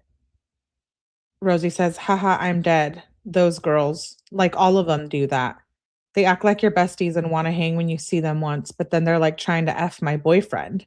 I literally thought Bubba might have cheated on me with Maddie just the other day, like a long time ago, but I found weird ass texts from 2019 through 2020. Bruh, she's weird because how you gonna act like you're my friend when you're flirting with my guy?" So Maddie was trying to flirt with Bubba. But didn't Maddie also have a thing with Dom? Question mark, question mark, question mark. Maddie, where you at, girl? We need to talk. We need to talk, Maddie. I have literally lost brain cell listening to. I know. Yes, yes. Maddie was the same girl as Dom. Yes, McLaughlin. Hmm. Interesting. Kenzie says that is actually the most weird shit ever. Literally, like, I also asked Megan earlier on the 4th of July if she knew about any parties, and she told me she didn't, and then I just seen her at that party. Rosie says, "I literally don't like them. Their energy is so weird." LMFAO. Kenzie says, "They gave like chaotic energy in a bad way." Rosie says, "That's funny. It's like you literally caught them on all their shit." Kenzie says, "I don't know how to explain it. Like, there's type of girls who are just your friend for alcohol and weed, but then you hang out with them and they will take pictures without you." Rosie says, "And TikTok thing is fried. Why did she make a TikTok about you? That's so funny. You just had it." Kenzie says, "I literally told her and showed her the video, and she was definitely feeling awkward after that. But it's like, why would you be making fun of my lips? That is the most weird thing ever." Rosie says, "Yeah, they're weird AF, like not genuine, so fake. I think they only like their clique and they make fun of everyone else." Kenzie says, Ava sent it to me, and I'm just sitting here like, what is wrong with this bitch? Why would somebody be making this fun of my lips and outfits? Like, I can see outfits because they're not for everybody, but like my lips?" Kenzie says, "You should have came to that party, bro. LMAO. It was funny AF." She says, "I think I removed the watermark kind of good too." Rosie says, "That's fried. She's mean for that. Like, not even cool. Why are you just making fun of people? I hate people like that." As if someone isn't going to tell you too. They all got ops because everyone knows they're fake. Maybe search on TikTok watermark remove things. She says, "Bro, I just tried to send you a TikTok DM and they banned you. Why? That's so annoying. Your account is there, but no profile pic, and I can't DM." Kenzie says, "Oh my God, they took my profile pic. Should I go private? I hope they don't ban my whole account." Rosie says, "I think it's okay because your videos are all there. That happened to me the other day and it just went back to normal." Kenzie says, "My bad, my phone died." Yes, F TikTok. They better accept my appeal. Rosie says, "You're okay. And yeah, I don't see how they can ban you when you're not posting anything. Also, maybe because you're under 18, they kept banning me for minor safety. And now when they do that, I can send my ID. So they haven't done it in a long time." Kenzie says, "Yeah, I just need to put my effing ID in there next month when I turn 18. Shit is so annoying." And Grace was probably going to be free around 5. So we probably would go sometime after that. Rosie says, "Damn, I have to go shopping at 4:30. Kenzie says, "Fuck, well, I'll still keep you updated." Rosie says, "Okay, bet." Kenzie says, "Just in case, LOL." Rosie says, "Yes." Kenzie says, "What one of those pics did you like the best? I might just post them. Or should I post all of them?" Rosie says, "I like the first one and the last one the best. They're all good, but you can post them all if you want." Kenzie says, "Bet." Rosie says the next day, "Hey, want to go to the beach with me and Nina?" Kenzie says, "I'm down. What one?" Rosie says, "I don't know which one we should go to." And I told Nina, "Start getting ready around 10:30, 11. I'm leaving Landon soon." Kenzie says, "I don't know, Mentor far, but Huntington stinks. So whatever y'all want to do. We can go to a town hall after maybe." Rosie says, maybe we should just go to Huntington. That's funny, the stench, but maybe it won't be bad. It didn't smell when I was there. I feel like it's different every day." And yes, says Rosie. Kenzie says, "I'm down. When do you want to go?" She says, "I'm making a media kit. You got to tell me if it's good." Rosie says, "Oh my God, what is that?" And I'm about to be home and start getting ready. I'll probably take 15. Kenzie says, "I'll tell you about it when I'm with you. You need one." Rosie says, "Okay. Wait, instead of the beach, do you want to go to a waterfall? I can bring my camera and we can take pics." She sends a Google link for a waterfall, I think. And then Kenzie sends some screenshots. Rosie says, "On my way." Kenzie says, "Bet. When you gonna be here?" Rosie says, "In like 5." Kenzie says, "Okay, bet." Rosie says, "I'm here. What brands should I tag for Insta posts for our Y2K shoot?" She says, "Oh mighty, I am Gia." Kenzie sends a screenshot then. Rosie says, "LMFAO." Then Kenzie sends another screenshot. Zillow? Sending like links to Zillow. That's weird. Rosie says, "LMFAO, that's goofy." Kenzie says, "I want to just DM him his address." Rosie says, "Not the grown influencer in California." Kenzie says, "Tempted." Rosie says, like, "Come on now." Kenzie says, "Do you know you can order animal shit anonymously to people's house?" Like when I say animal, I'm talking about like elephant shit, like that, or lion. Rosie says, "Haha, for free?" Kenzie says, "Nah, it's money." Rosie says, "I'm dead. That's so funny. Fuck, I wish I had some." Kenzie says, "But kind of worth it." Rosie says, "I'd be sending hippos to all the hoes." Kenzie says they probably have that. I'm sorry. This is like so crazy. Nina's a ghost. Do we have anything with statement? No, we don't, Mikey. We would have already covered it. This is so hilarious. Someone who was an adult during the Y2K era. I know, Batty Tiara. Thank you, Mikey, for the super.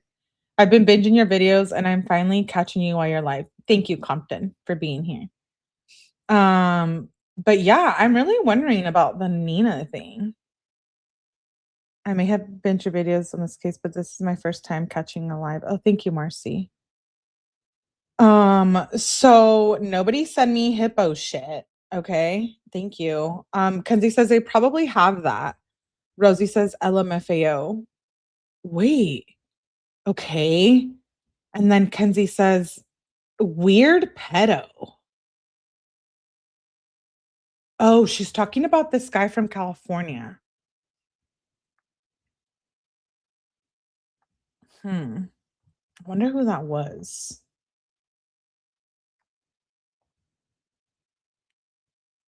Someone maybe she was doing bad things with. Hmm. Because she says weirdo pedo. Then she says, also, I seen a viral TikTok about the Big Time Rush concert, so you should record being there and getting ready.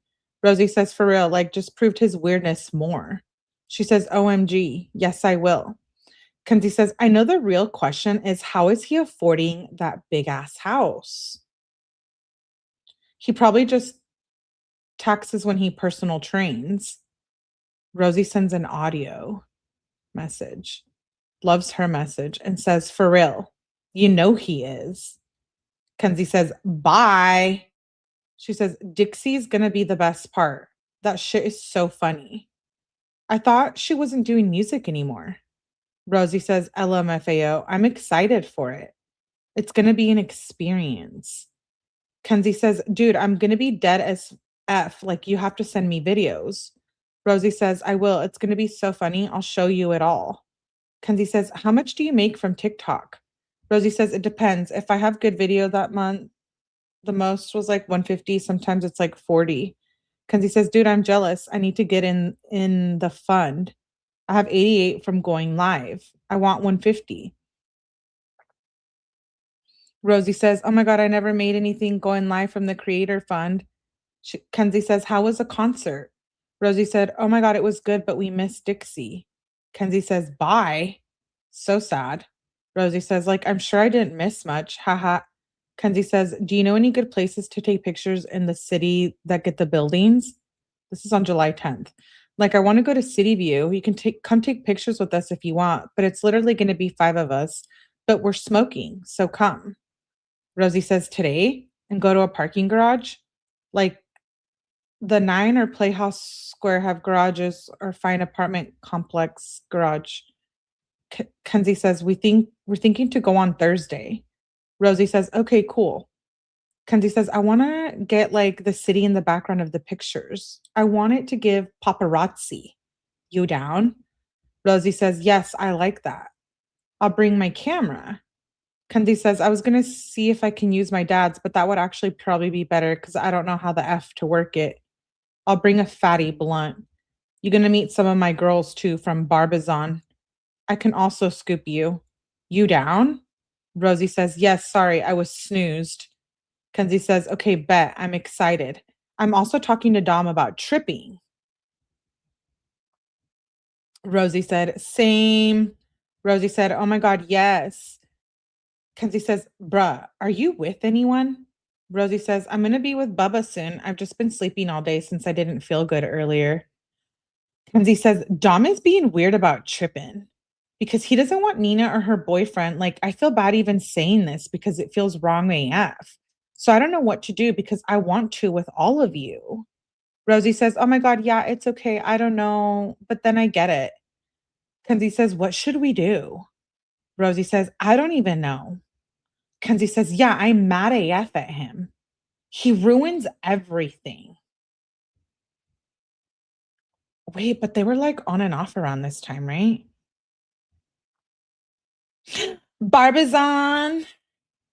I didn't even know what Barbizon was, remember, until we started reading the text like a year ago, and you guys were like, it's like a modeling agency, right? We are all now, but wrong type of famous. She thinks she's Lady Gaga. Listen, I don't find anything incriminating here yet, other than they fought in Rosie No. That's it. Rosie girl, let's continue. Kenzie says, he ruins everything. Rosie says, it's okay, we'll figure something out. Kenzie says, I mean, I want a trip, but I don't know what to do. Rosie says, me and Bubba are gonna go camping tomorrow. We gotta buy some shrooms from Dom. Okay. Now, think with me. If Kenzie was selling the rugs, hold on, my phone.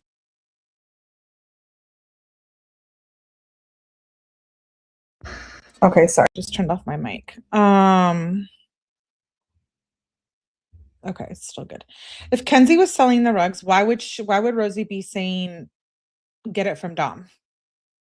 You feel me? Do you feel? Are you following? Hmm. Kenzie says, pull up. You know, like if Kenzie was dealing them on her by herself or something, is what I'm trying to say. Kenzie says, pull up. We got you later. It's oil day. 7:10. What? Dab day. Oh, dab day. I didn't even know that was a thing. Rosie says, we pulling up. Kenzie says, what's your ETA? Rosie says, we're smoking a bowl real quick. It'll take like 5 minutes. Then we're coming. Let me put it in GPS. 13 minutes. Kenzie says, bitch. Rosie says, we're fighting. This mother effer is so annoying. Like, why am I even with him? I forgot about this part.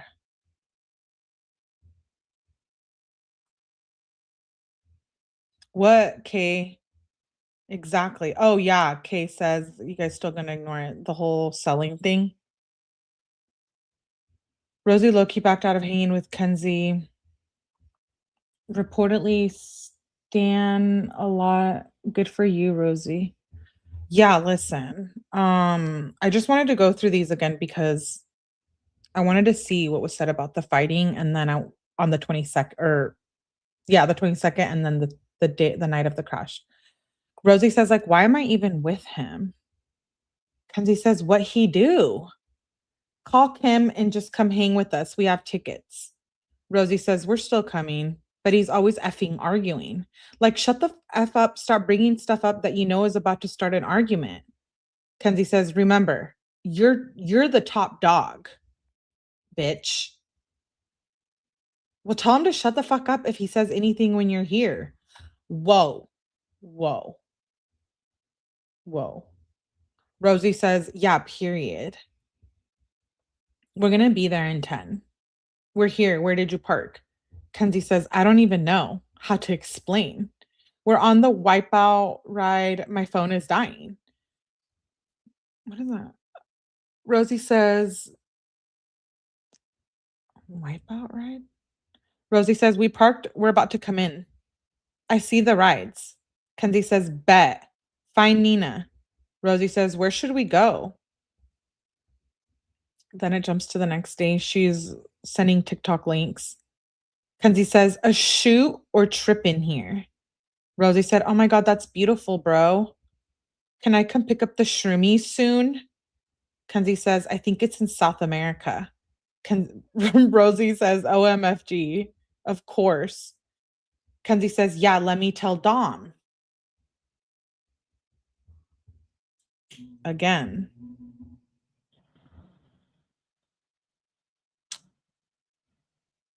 Melly's face. Are you? I think she got what she could get from Kenzie. She apparently went on and on about that day, says Bubba. Pick up shrooms from Kenzie, though. Well, they're coming from Dom, but I mean, I guess it's from both of them, right? Since they're like living together at this point. Rosie says, we got to go on a trip. Kenzie says, Casa Organica, I think. Rosie says, oh my God, cute. He says, he just got out the bathroom. LMFAO, I'm about to ask. I'll let you know when to come. Oh, Dom. She says, Rosie says, okay. Kenzie says, it's 40. Come through to my house. Oh, Kenzie's house. Rosie says, can I also get a quarter of bud? Kenzie says, I got you too, girl. Rosie says, bet. Kenzie says, what kind of bud? Rosie says, thank you, best plug. Kenzie says, do you want the low or the higher price? Rosie says, the low. Kenzie says, bet. Rosie says, bet. Kenzie loves her message. You should make a TikTok vlog of you tripping. LOL. Rosie says, LMFAO, I want to so bad, but my mom has TikTok. I blocked her, but her weird ass would make another account. Do you want me to come now? I think we read these in the investigative report. Kenzie says, shake, I have to sneeze again. Shake my head. I would post shit like that too. My mom follows me too. Rosie says, right? LOL. How far are you? Rosie says, but your mom's chill. I'm at Bubba's, so right by the high school. Kenzie says, okay, pull up. Rosie says, bet.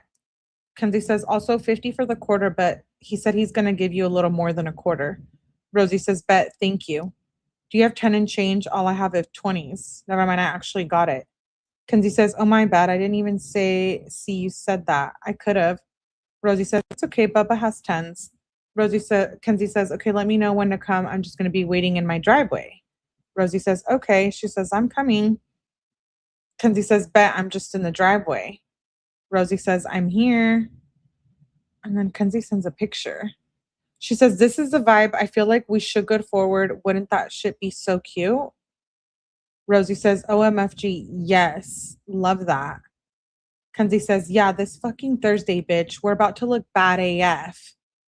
Rosie says, F yes. I'm excited. Kenzie says, I'm bringing a wood. Rosie says, bet. And you said you could take me? Kenzie says, yes, LOL. I feel like you're going to be scared at my driving. We the exact opposite. That's why they included this. Listen, my mom would never follow me on social media. I'm just saying that. Dom giving discounts to Rosie. McBlonlin, it sounds like it.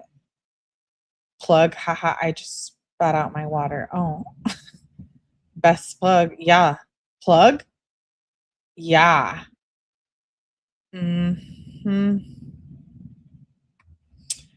Yeah.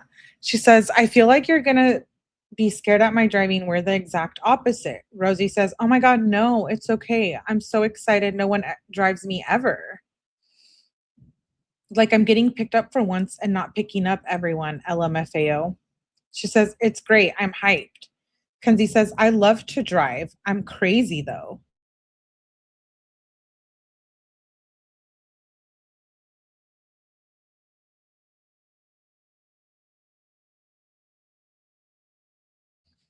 Um, she says, sorry, I was taking a drink of my Dr. P. She says, I love to drive. I'm a little crazy though. Rosie says, no, I love that. That's so Lana of you. She loves to drive fast. Kenzie says, it's so calming. Rosie says, I understand. She says, let's shoot at night. Okay, so if Kenzie was a speeder, like people make it out to be, like, I just don't see why she would, as in Lana Del Rey. I don't know. At least she admits it. Well, yeah, but it's like she was doing it so much. Like, couldn't she have killed Dom on another time? Do you guys see what I'm saying? Like, what would she? I don't know. I hope you guys are connecting what I'm trying to say here. Like, why that night? Why that building? Why that road? Why? She says, let's shoot at night or when it's getting dark. Rosie says, yes. Kenzie says, I am Gia already liked. Rosie says, oh my God, yes, we're so famous. Kenzie says, bro, we're going to be famous AF soon before the year ends. Ooh, that's like cringe because the year ended with this crash and yeah, you know the rest. Kenzie says, we should go on a crazy vacay together and film hella content. Rosie says, yes, we should. Kenzie says, I would be down like Italy or Mexico, Hawaii. Rosie says, yes, let me get my money up. I'm going to post workouts. Kenzie says, should we bring the men? I think I'm going to make a YouTube, but I don't know what to record or what 2 videos to make. Rosie says, "Oh my god, vlog. Yes, call up the sugar daddies." Kenzie says, "Ha ha ha ha. They can take the pics." Ah,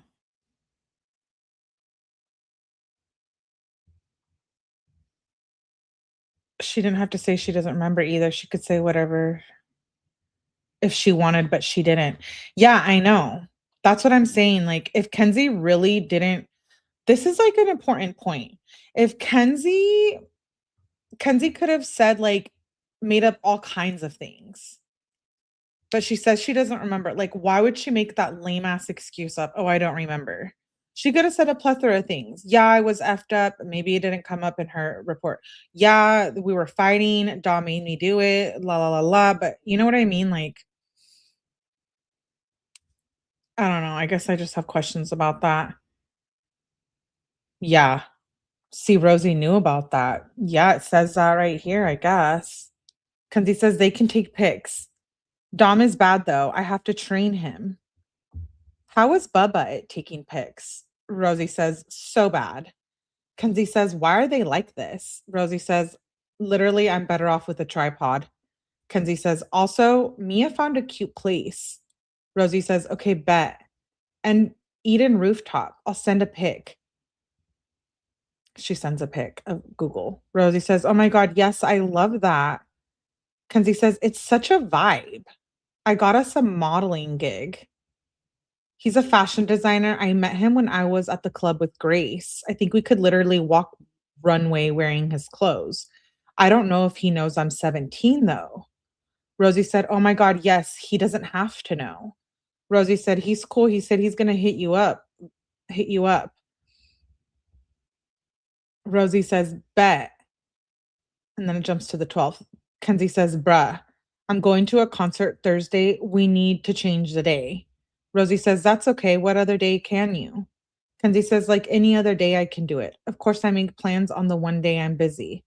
Are you going to be home today? Rosie says, yeah, but Bubba's off work today. So we're going to hang when we're going to hang. He works tomorrow. Can we tomorrow? Bubba, Kenzie says, we should go to hell. All of us. Yeah, let me see if the other bitches can. Also, do you know if we can get into the Eden place without an ID? She says, you want to shoot Friday? Rosie says, sure. I don't know. I've never been there. Kenzie says, I'll call and see what's up. But if you and Bubba free today, we should go to hell, me, you, Dom, and Bubba. Nina can come too. Also, for my birthday dinner, do you want to bring Bubba? I have left a spot for him just in case. Rosie says, we're still a few hours away from home and we're so tired, probably going to sleep all day today. But I can ask him if he's working the day of your birthday. If not, he'll come. Kenzie says, okay, bet. Rosie then sends a screenshot of a picture of them. Kenzie says, I'm not telling her, LOL. Oh, wait, what was that a picture of?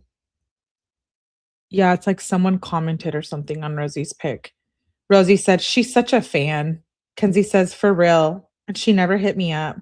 She's not Y2K enough for tea? For tea? For the tea.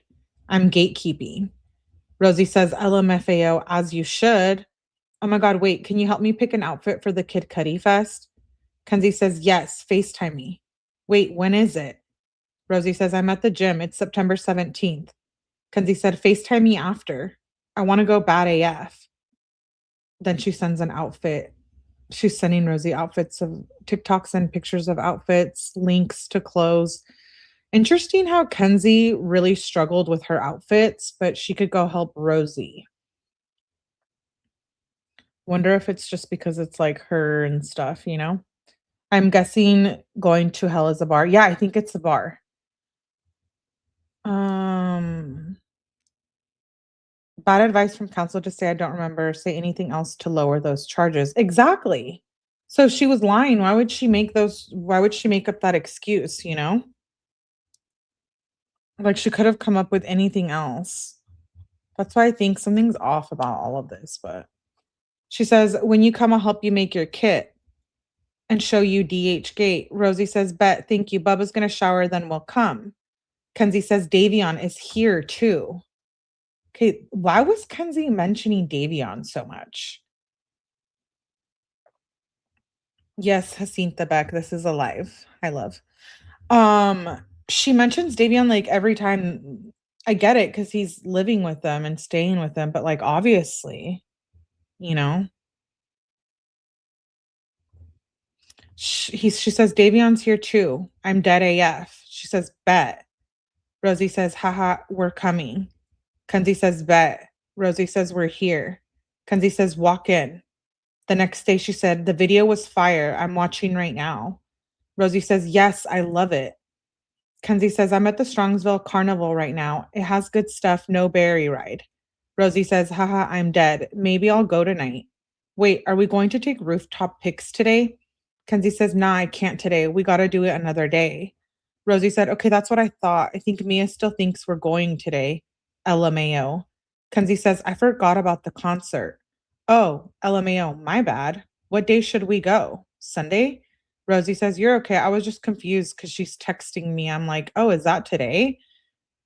Kenzie says, because tomorrow is Nina's. Rosie says, yeah, sure, that works. Kenzie says, okay, bet. Rosie says, Saturday is Nina's. Kenzie says, bet. Well, we could go Friday or Sunday. I want to go to the fair Friday with you. Rosie says, Friday, I'm tripping with Bubba again. His parents are going out of town. Now we're on July 14th. Rosie says, you can come over and trip if you want with Dom. And yeah, I think I was going to go to the fair Friday too. Kenzie says, we want to trip at the carnival. I remember this conversation with Dom and Kenzie. Rosie says, maybe while I'm tripping. Kenzie says, we should all trip. Rosie said, yes. Kenzie says, LMAO, yes. Okay, we're down. Bro, you're about to see me geeking. Rosie says, we just need a ride or we should just walk to Bubba's right by the high school. She says, I'm dead. It's going to be funny AF. Kenzie says, we can scoop. Rosie says, at the effing carnival, that's so funny. Okay, bet.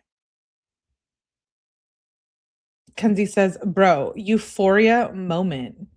Rosie says, no, literally. Kenzie says, I'm excited. We need to drip. Drip? Rosie says, I'm kind of scared it's going to be too much. If it is, I'm just going to be looking like a crackhead, LMFAO. With all the people there, I'm probably going to be geeking. Kenzie said, that's why we should let it hit at home. Then see if we're feeling it. Rosie says, yes, true. Should we at Bubba's? Like none of his parents will be there. Kenzie says, yeah, if it's chill, I'm down. Yes. Rosie says, bet. Paul's gonna too. Kenzie says, bet. She says, OMG, even better. Rosie says, right? It's gonna be fried. Kenzie says, I'm so excited. She says, I just got banned. How the F do I email TikTok? Rosie says, bruh, I don't even know, bruh. Kenzie says, how do I get my shit back? How did you yours? I just do the feedback. WTF. I tried to sign in over and over, and then one time it just worked. Kenzie says, how do you do that? She sends her a screenshot of her being banned. Rosie says, WTF. Permanently WTF? Why? Kenzie says, how did you get yours back? Sends more screenshots. Rosie says, it ended up just signing me in after like 2 days, but it didn't say permanently banned. WTF. Kenzie says, what did yours say? I'm so mad. This is effed. Rosie says, I don't even remember. That's so effed up. Did you Google? Kenzie says, you didn't even email them? Rosie says, who to email or how to get a TikTok account back? Kenzie says, I emailed TikTok legal. Rosie says, no, I never found an email. I just did the feedback a few times and I kept trying to log in and it didn't work. And I tried like 2 days later and it signed me in, but I've only been banned once. Kenzie says, can you please fill this out with my username? Sends Rosie some links. Kenzie says, someone reported me for being 13 or under 14. Rosie says, OMFG, what the fuck? How? Do you still need me to fill that out? Kenzie says, yes, it will help.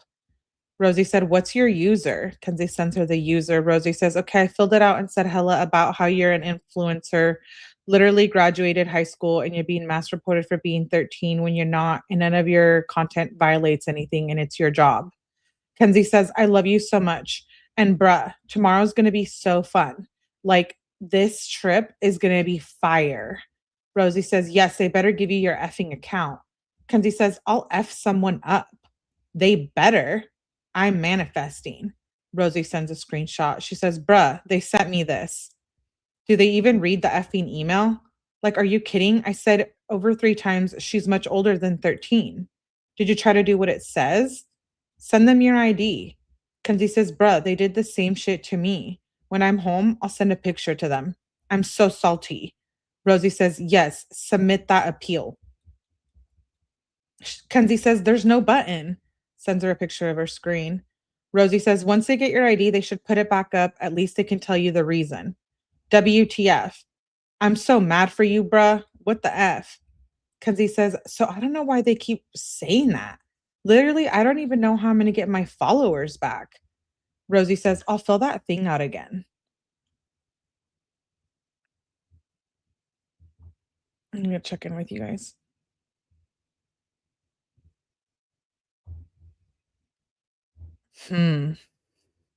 Well, I don't know, you guys. I have questions about that. Because remember they talk about like the pendulum and stuff? I have questions. Are you connecting what I'm saying or no? Rosie says, I'll fill that thing out again. Kenzie says, literally, I love you. Rosie says, honestly, just push out hella good content before they love you and a new account tend to blow up. Kenzie says, I'm so sad about this account. F TikTok. Rosie says, yeah, WTF. Kenzie says, you think I should just make a whole new account? Rosie says, and I know you have so many drafts, I'm angered. She says, yes. Kenzie says, bruh, right? I'm so sad about them. Rosie says, like, new main account. I follow this model, got her account banned. She found a lot of her followers, like she popped up on my For You page. Kenzie says, I can't even talk about it. Rosie says, yeah, I'm upset. Kenzie says, no way. Rosie says, yeah, haters. Kenzie says, bet. Rosie said, yes. Kenzie says, I'm going to keep my backup and make a new account. Rosie sends a screenshot. She says, she got her account banned. She's gaining back the followers, but it's so annoying. Kenzie said, 200K? Oh, hell no. I would be pissed. Rosie says, yeah, WTF. Why does TikTok do this to every bad bitch? Literally, only the plus size girls can be in their swimsuit. It's effing annoying. Kenzie says, like, why? Or hella famous. Rosie says, Miss Sienna May, stupid ass, could get famous off her body in a bikini. Kenzie says, literally, she only recorded in a bikini. Rosie says, I know. And TikTok acknowledged her. I don't get it. Kenzie says, yeah, hell no. WTF, that weird hoe. She says, the mushrooms will give me ideas. Rosie says, yes. Kenzie says, I want to go live. Rosie says, me and Bubba are kind of nervous for the carnival, though. LMFAO.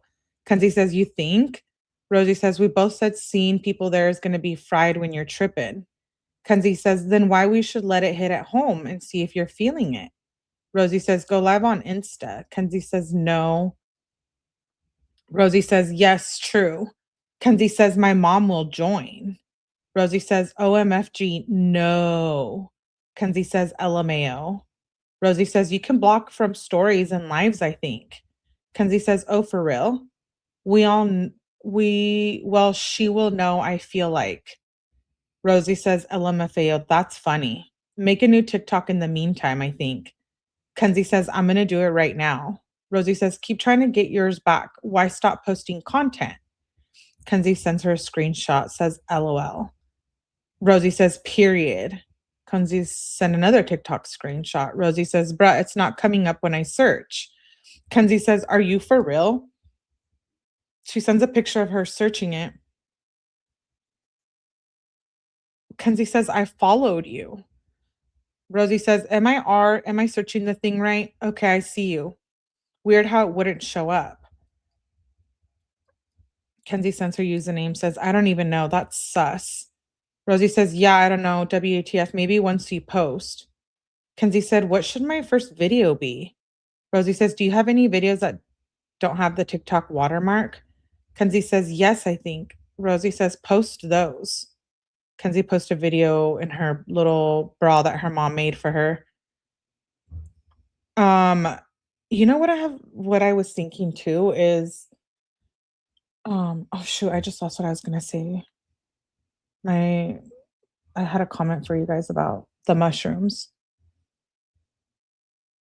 I wish this trial was available in full. I know.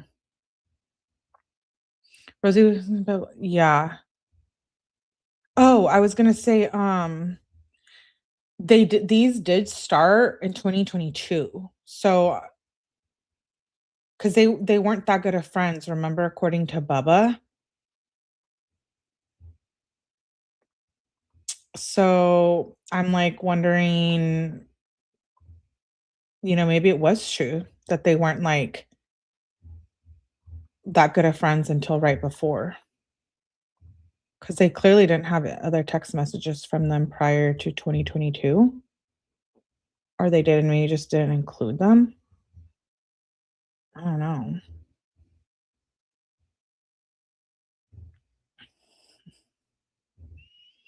Um, I'm reading what you guys are saying. Became friends in May too. Hmm.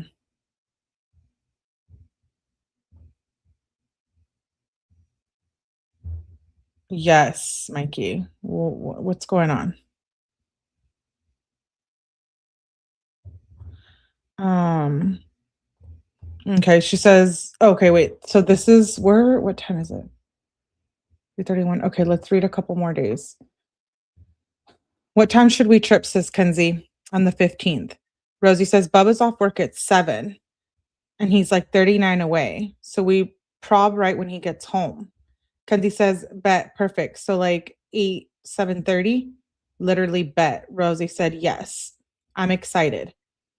Kenzie says, I'm going to go to the carnival before today. You should come. Rosie says, me and Bubba just went yesterday to experience it sober, LMFAO. Kenzie says, well, if you want to go again, let me know. Rosie says, okay, bet. Should we try to go off the shrooms? Haha. Kenzie says, yeah, me and Dom want to go both times. We love the carnival. Rosie says, okay, bet. Kenzie says, it's so funny being around people tripping. I also want to do a shoot at the staircase. You would love it. Kenzie says, I'm gonna try to take a picture of it, but it's like an unused building in Strongsville, but there's hella vines on this staircase. It's so vibey. Rosie says, ooh, yes. Kenzie sends a picture. She says, it's on that building. You can't tell. Rosie says, bet, yeah, we can take pics there soon. Kenzie says, bet, because I have nothing to post at the moment. Rosie says, yes, we can. Wait, can we please meditate when we're tripping? Kenzie says, OMG, yes. Bro, yes, I want to try. Rosie said, yes. Paul said he's going to take under a gram. Kenzie says, that sounds so fun. That's another part that's like, Paul was like, according to them that night, just sleeping. But it sounds like Paul likes to have a good time too. So, hmm.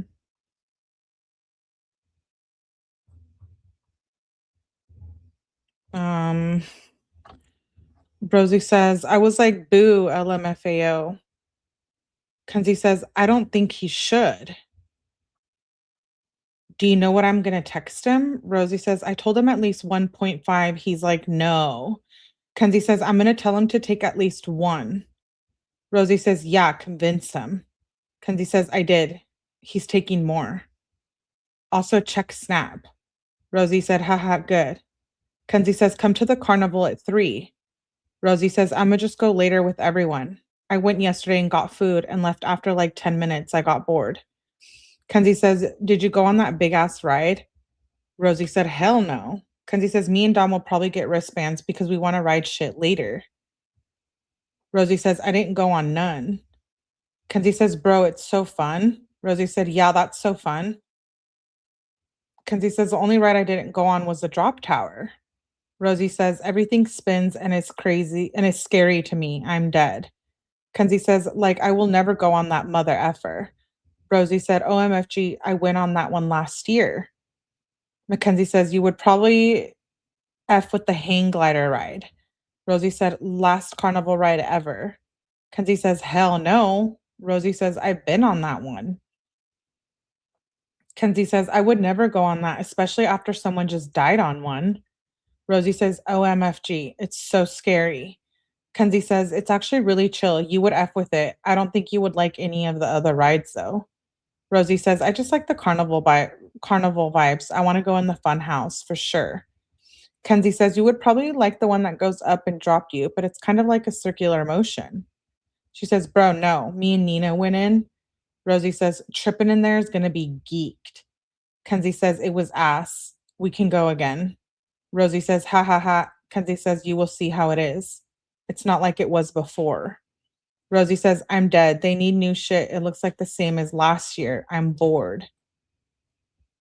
Kenzie says, for real, they need to put the zipper back and get a better fun house and games. She says, bruh, I should show you this TikTok. Rosie said, oh my God, the games are so crowded too. Kenzie sends a TikTok of her in a green outfit in the closet.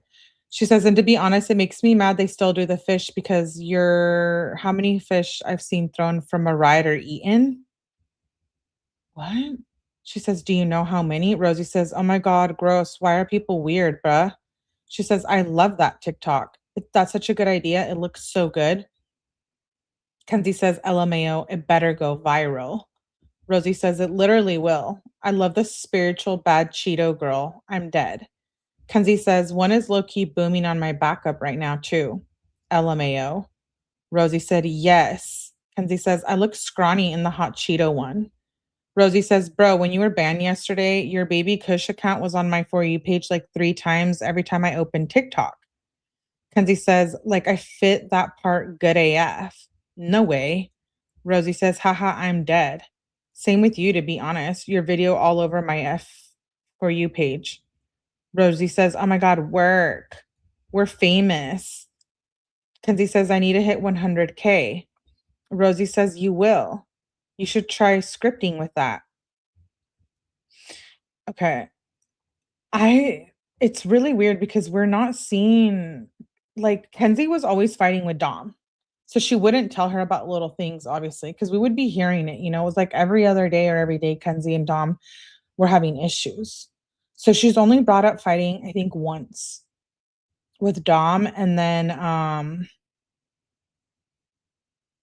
Bubba and Rosie were fighting one. Wait, what? Oh, okay.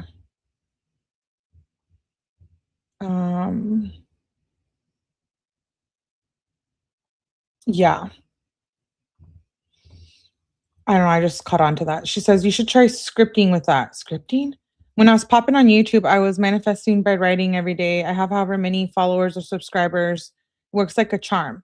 Kenzie says, bruh, keep doing it. I'm manifesting my account back right now.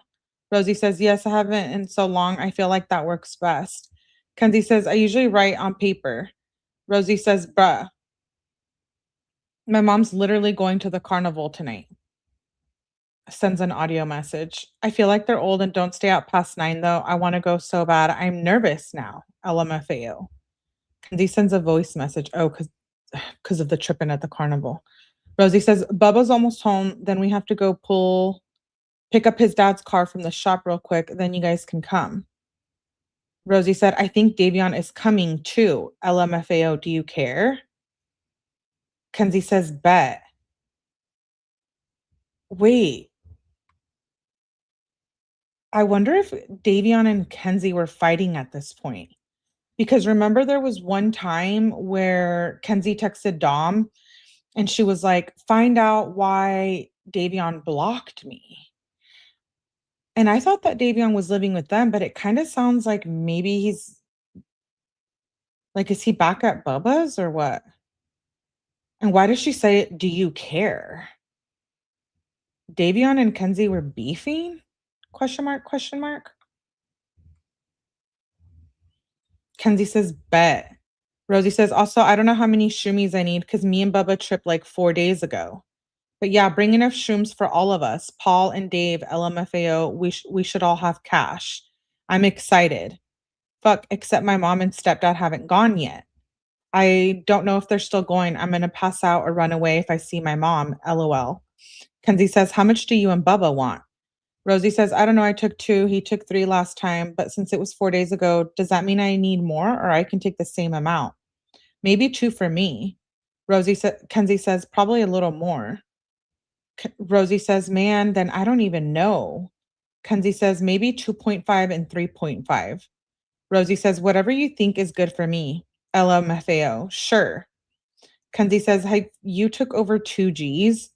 Rosie says, "I think I took 2.5 last time and 2 the first time." Kenzie says, "Oh, then just do 2.5. At least can't go wrong with it. Was your trip strong on 2.5?" Rosie says, we gotta get some Kit Kats too. LMFAO. Okay, bet. Yeah, it was fine." Kenzie says, "Yeah, then you should be fine to take that much or even more."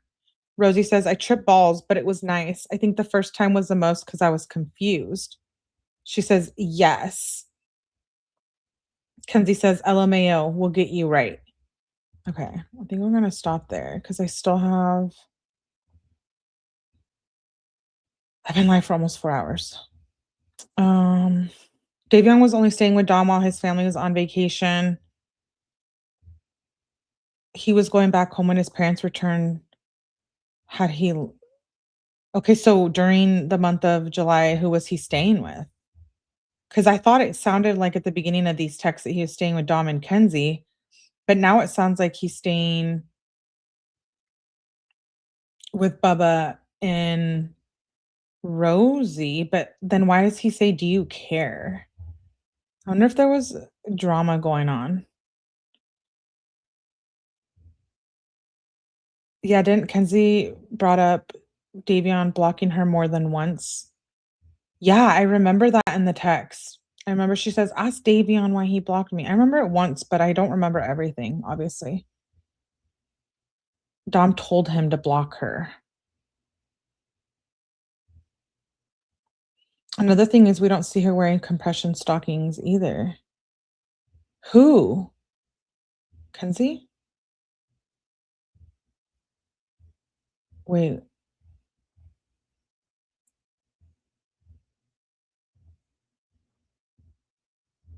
I'm reading your guys' comments.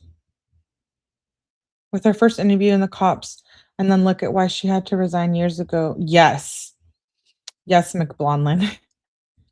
I have a lot more on that. Why? What's YouTube doing? Was acting up while I was reading or what? Davion was living at home. His parents didn't trust him, so he stayed with Dom. His parents even gave the Russos money. Yeah, yeah, I know that, but if he was staying with Dom, why would Rosie have texted Kenzie, "Do you care if Davion goes?" I mean, he was just back and forth. Davion seemed like he was bouncing around between Bubba and Dom's, maybe his parents for months. Yeah, I think you're right. Hmm. Oh, yeah, we watched the video of the shrooms. Remember? I still have it. We did. We watched it like 1 or 2 lives ago. Um,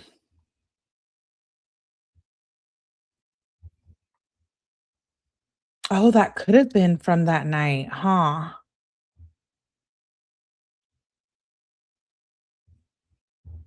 I don't think there was a date on it. Let me check. I think I saved it, the video.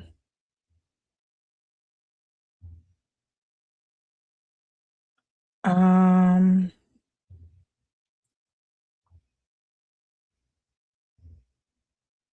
I did, didn't I? Didn't I show you guys? Yes, it's right here.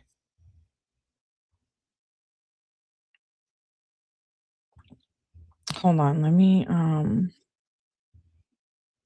hold please while I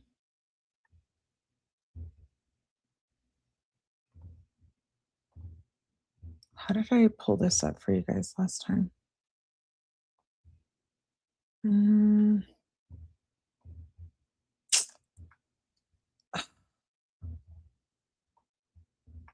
how did I do that? Oh,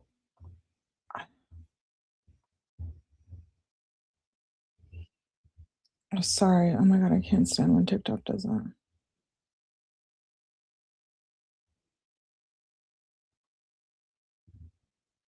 I have it pulled up. I just don't know how to pull this up so you guys can see it.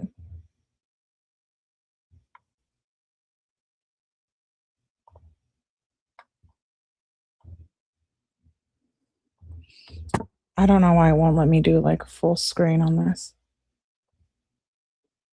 Anyways, yeah, I showed that video where they said, I'm Dom, I'm Kenzie.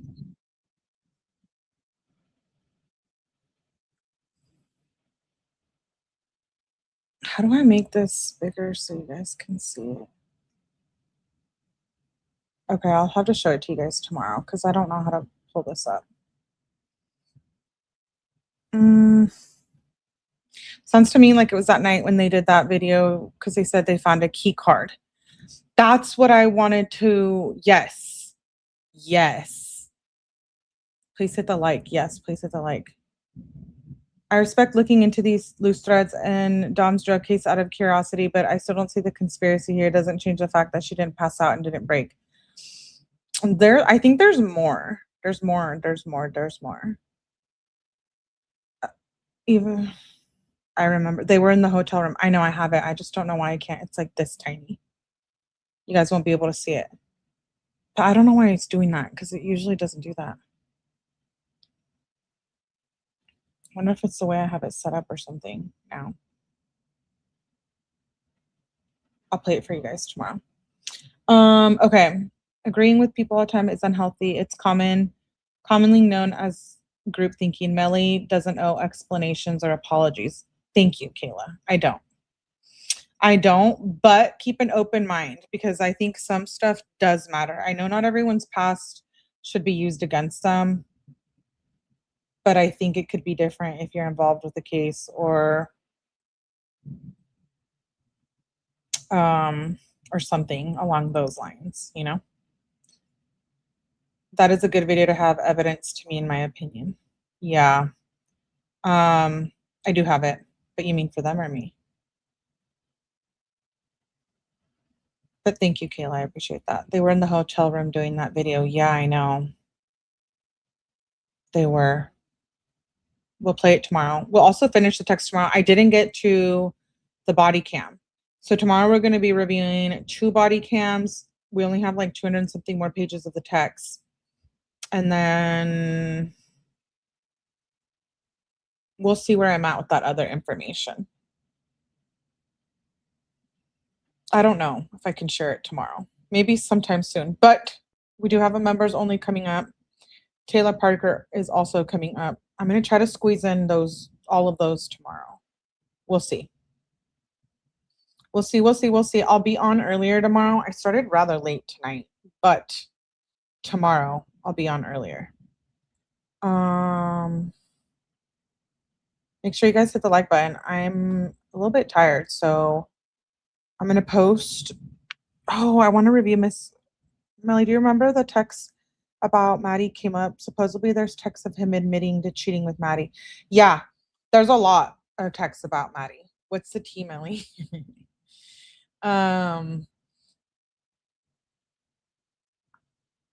There's a lot of talk about Maddie, I think, because of the whole. Dom says he never cheated on Kenzie. They were broken up.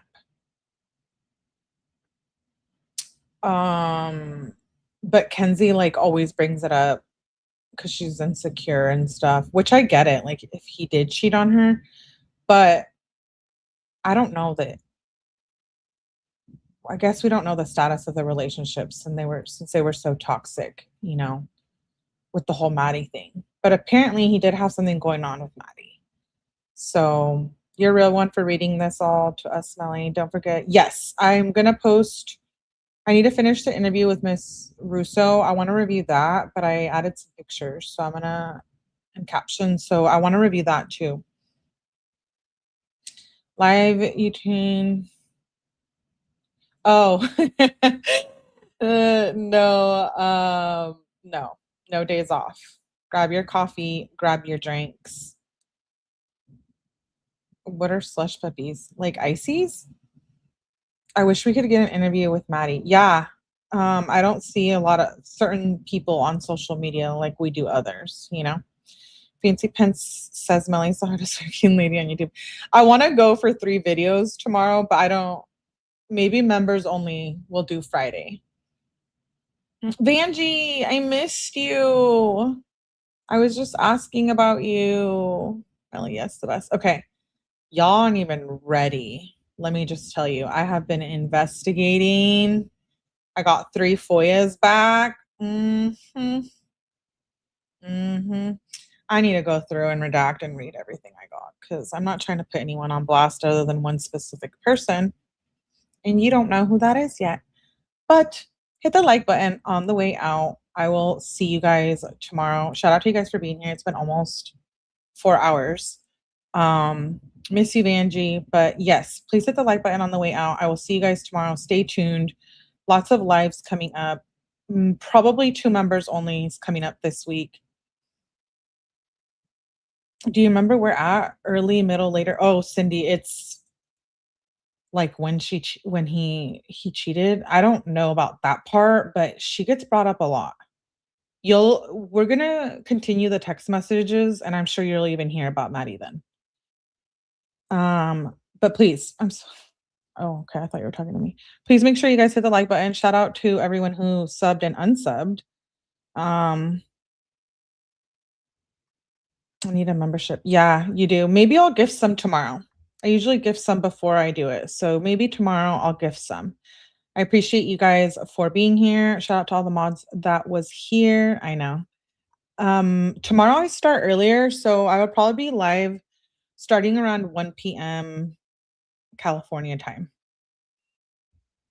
So whatever time that is in your time zone. I'll probably start around then because I want to get through Taylor and I want to get through more Kenzie stuff that I have. I'm going to edit tonight those documents and body cam so we can watch together tomorrow. But I'll catch you guys on the next one. Thank you for being here. Make sure you guys hit the like button on the way out.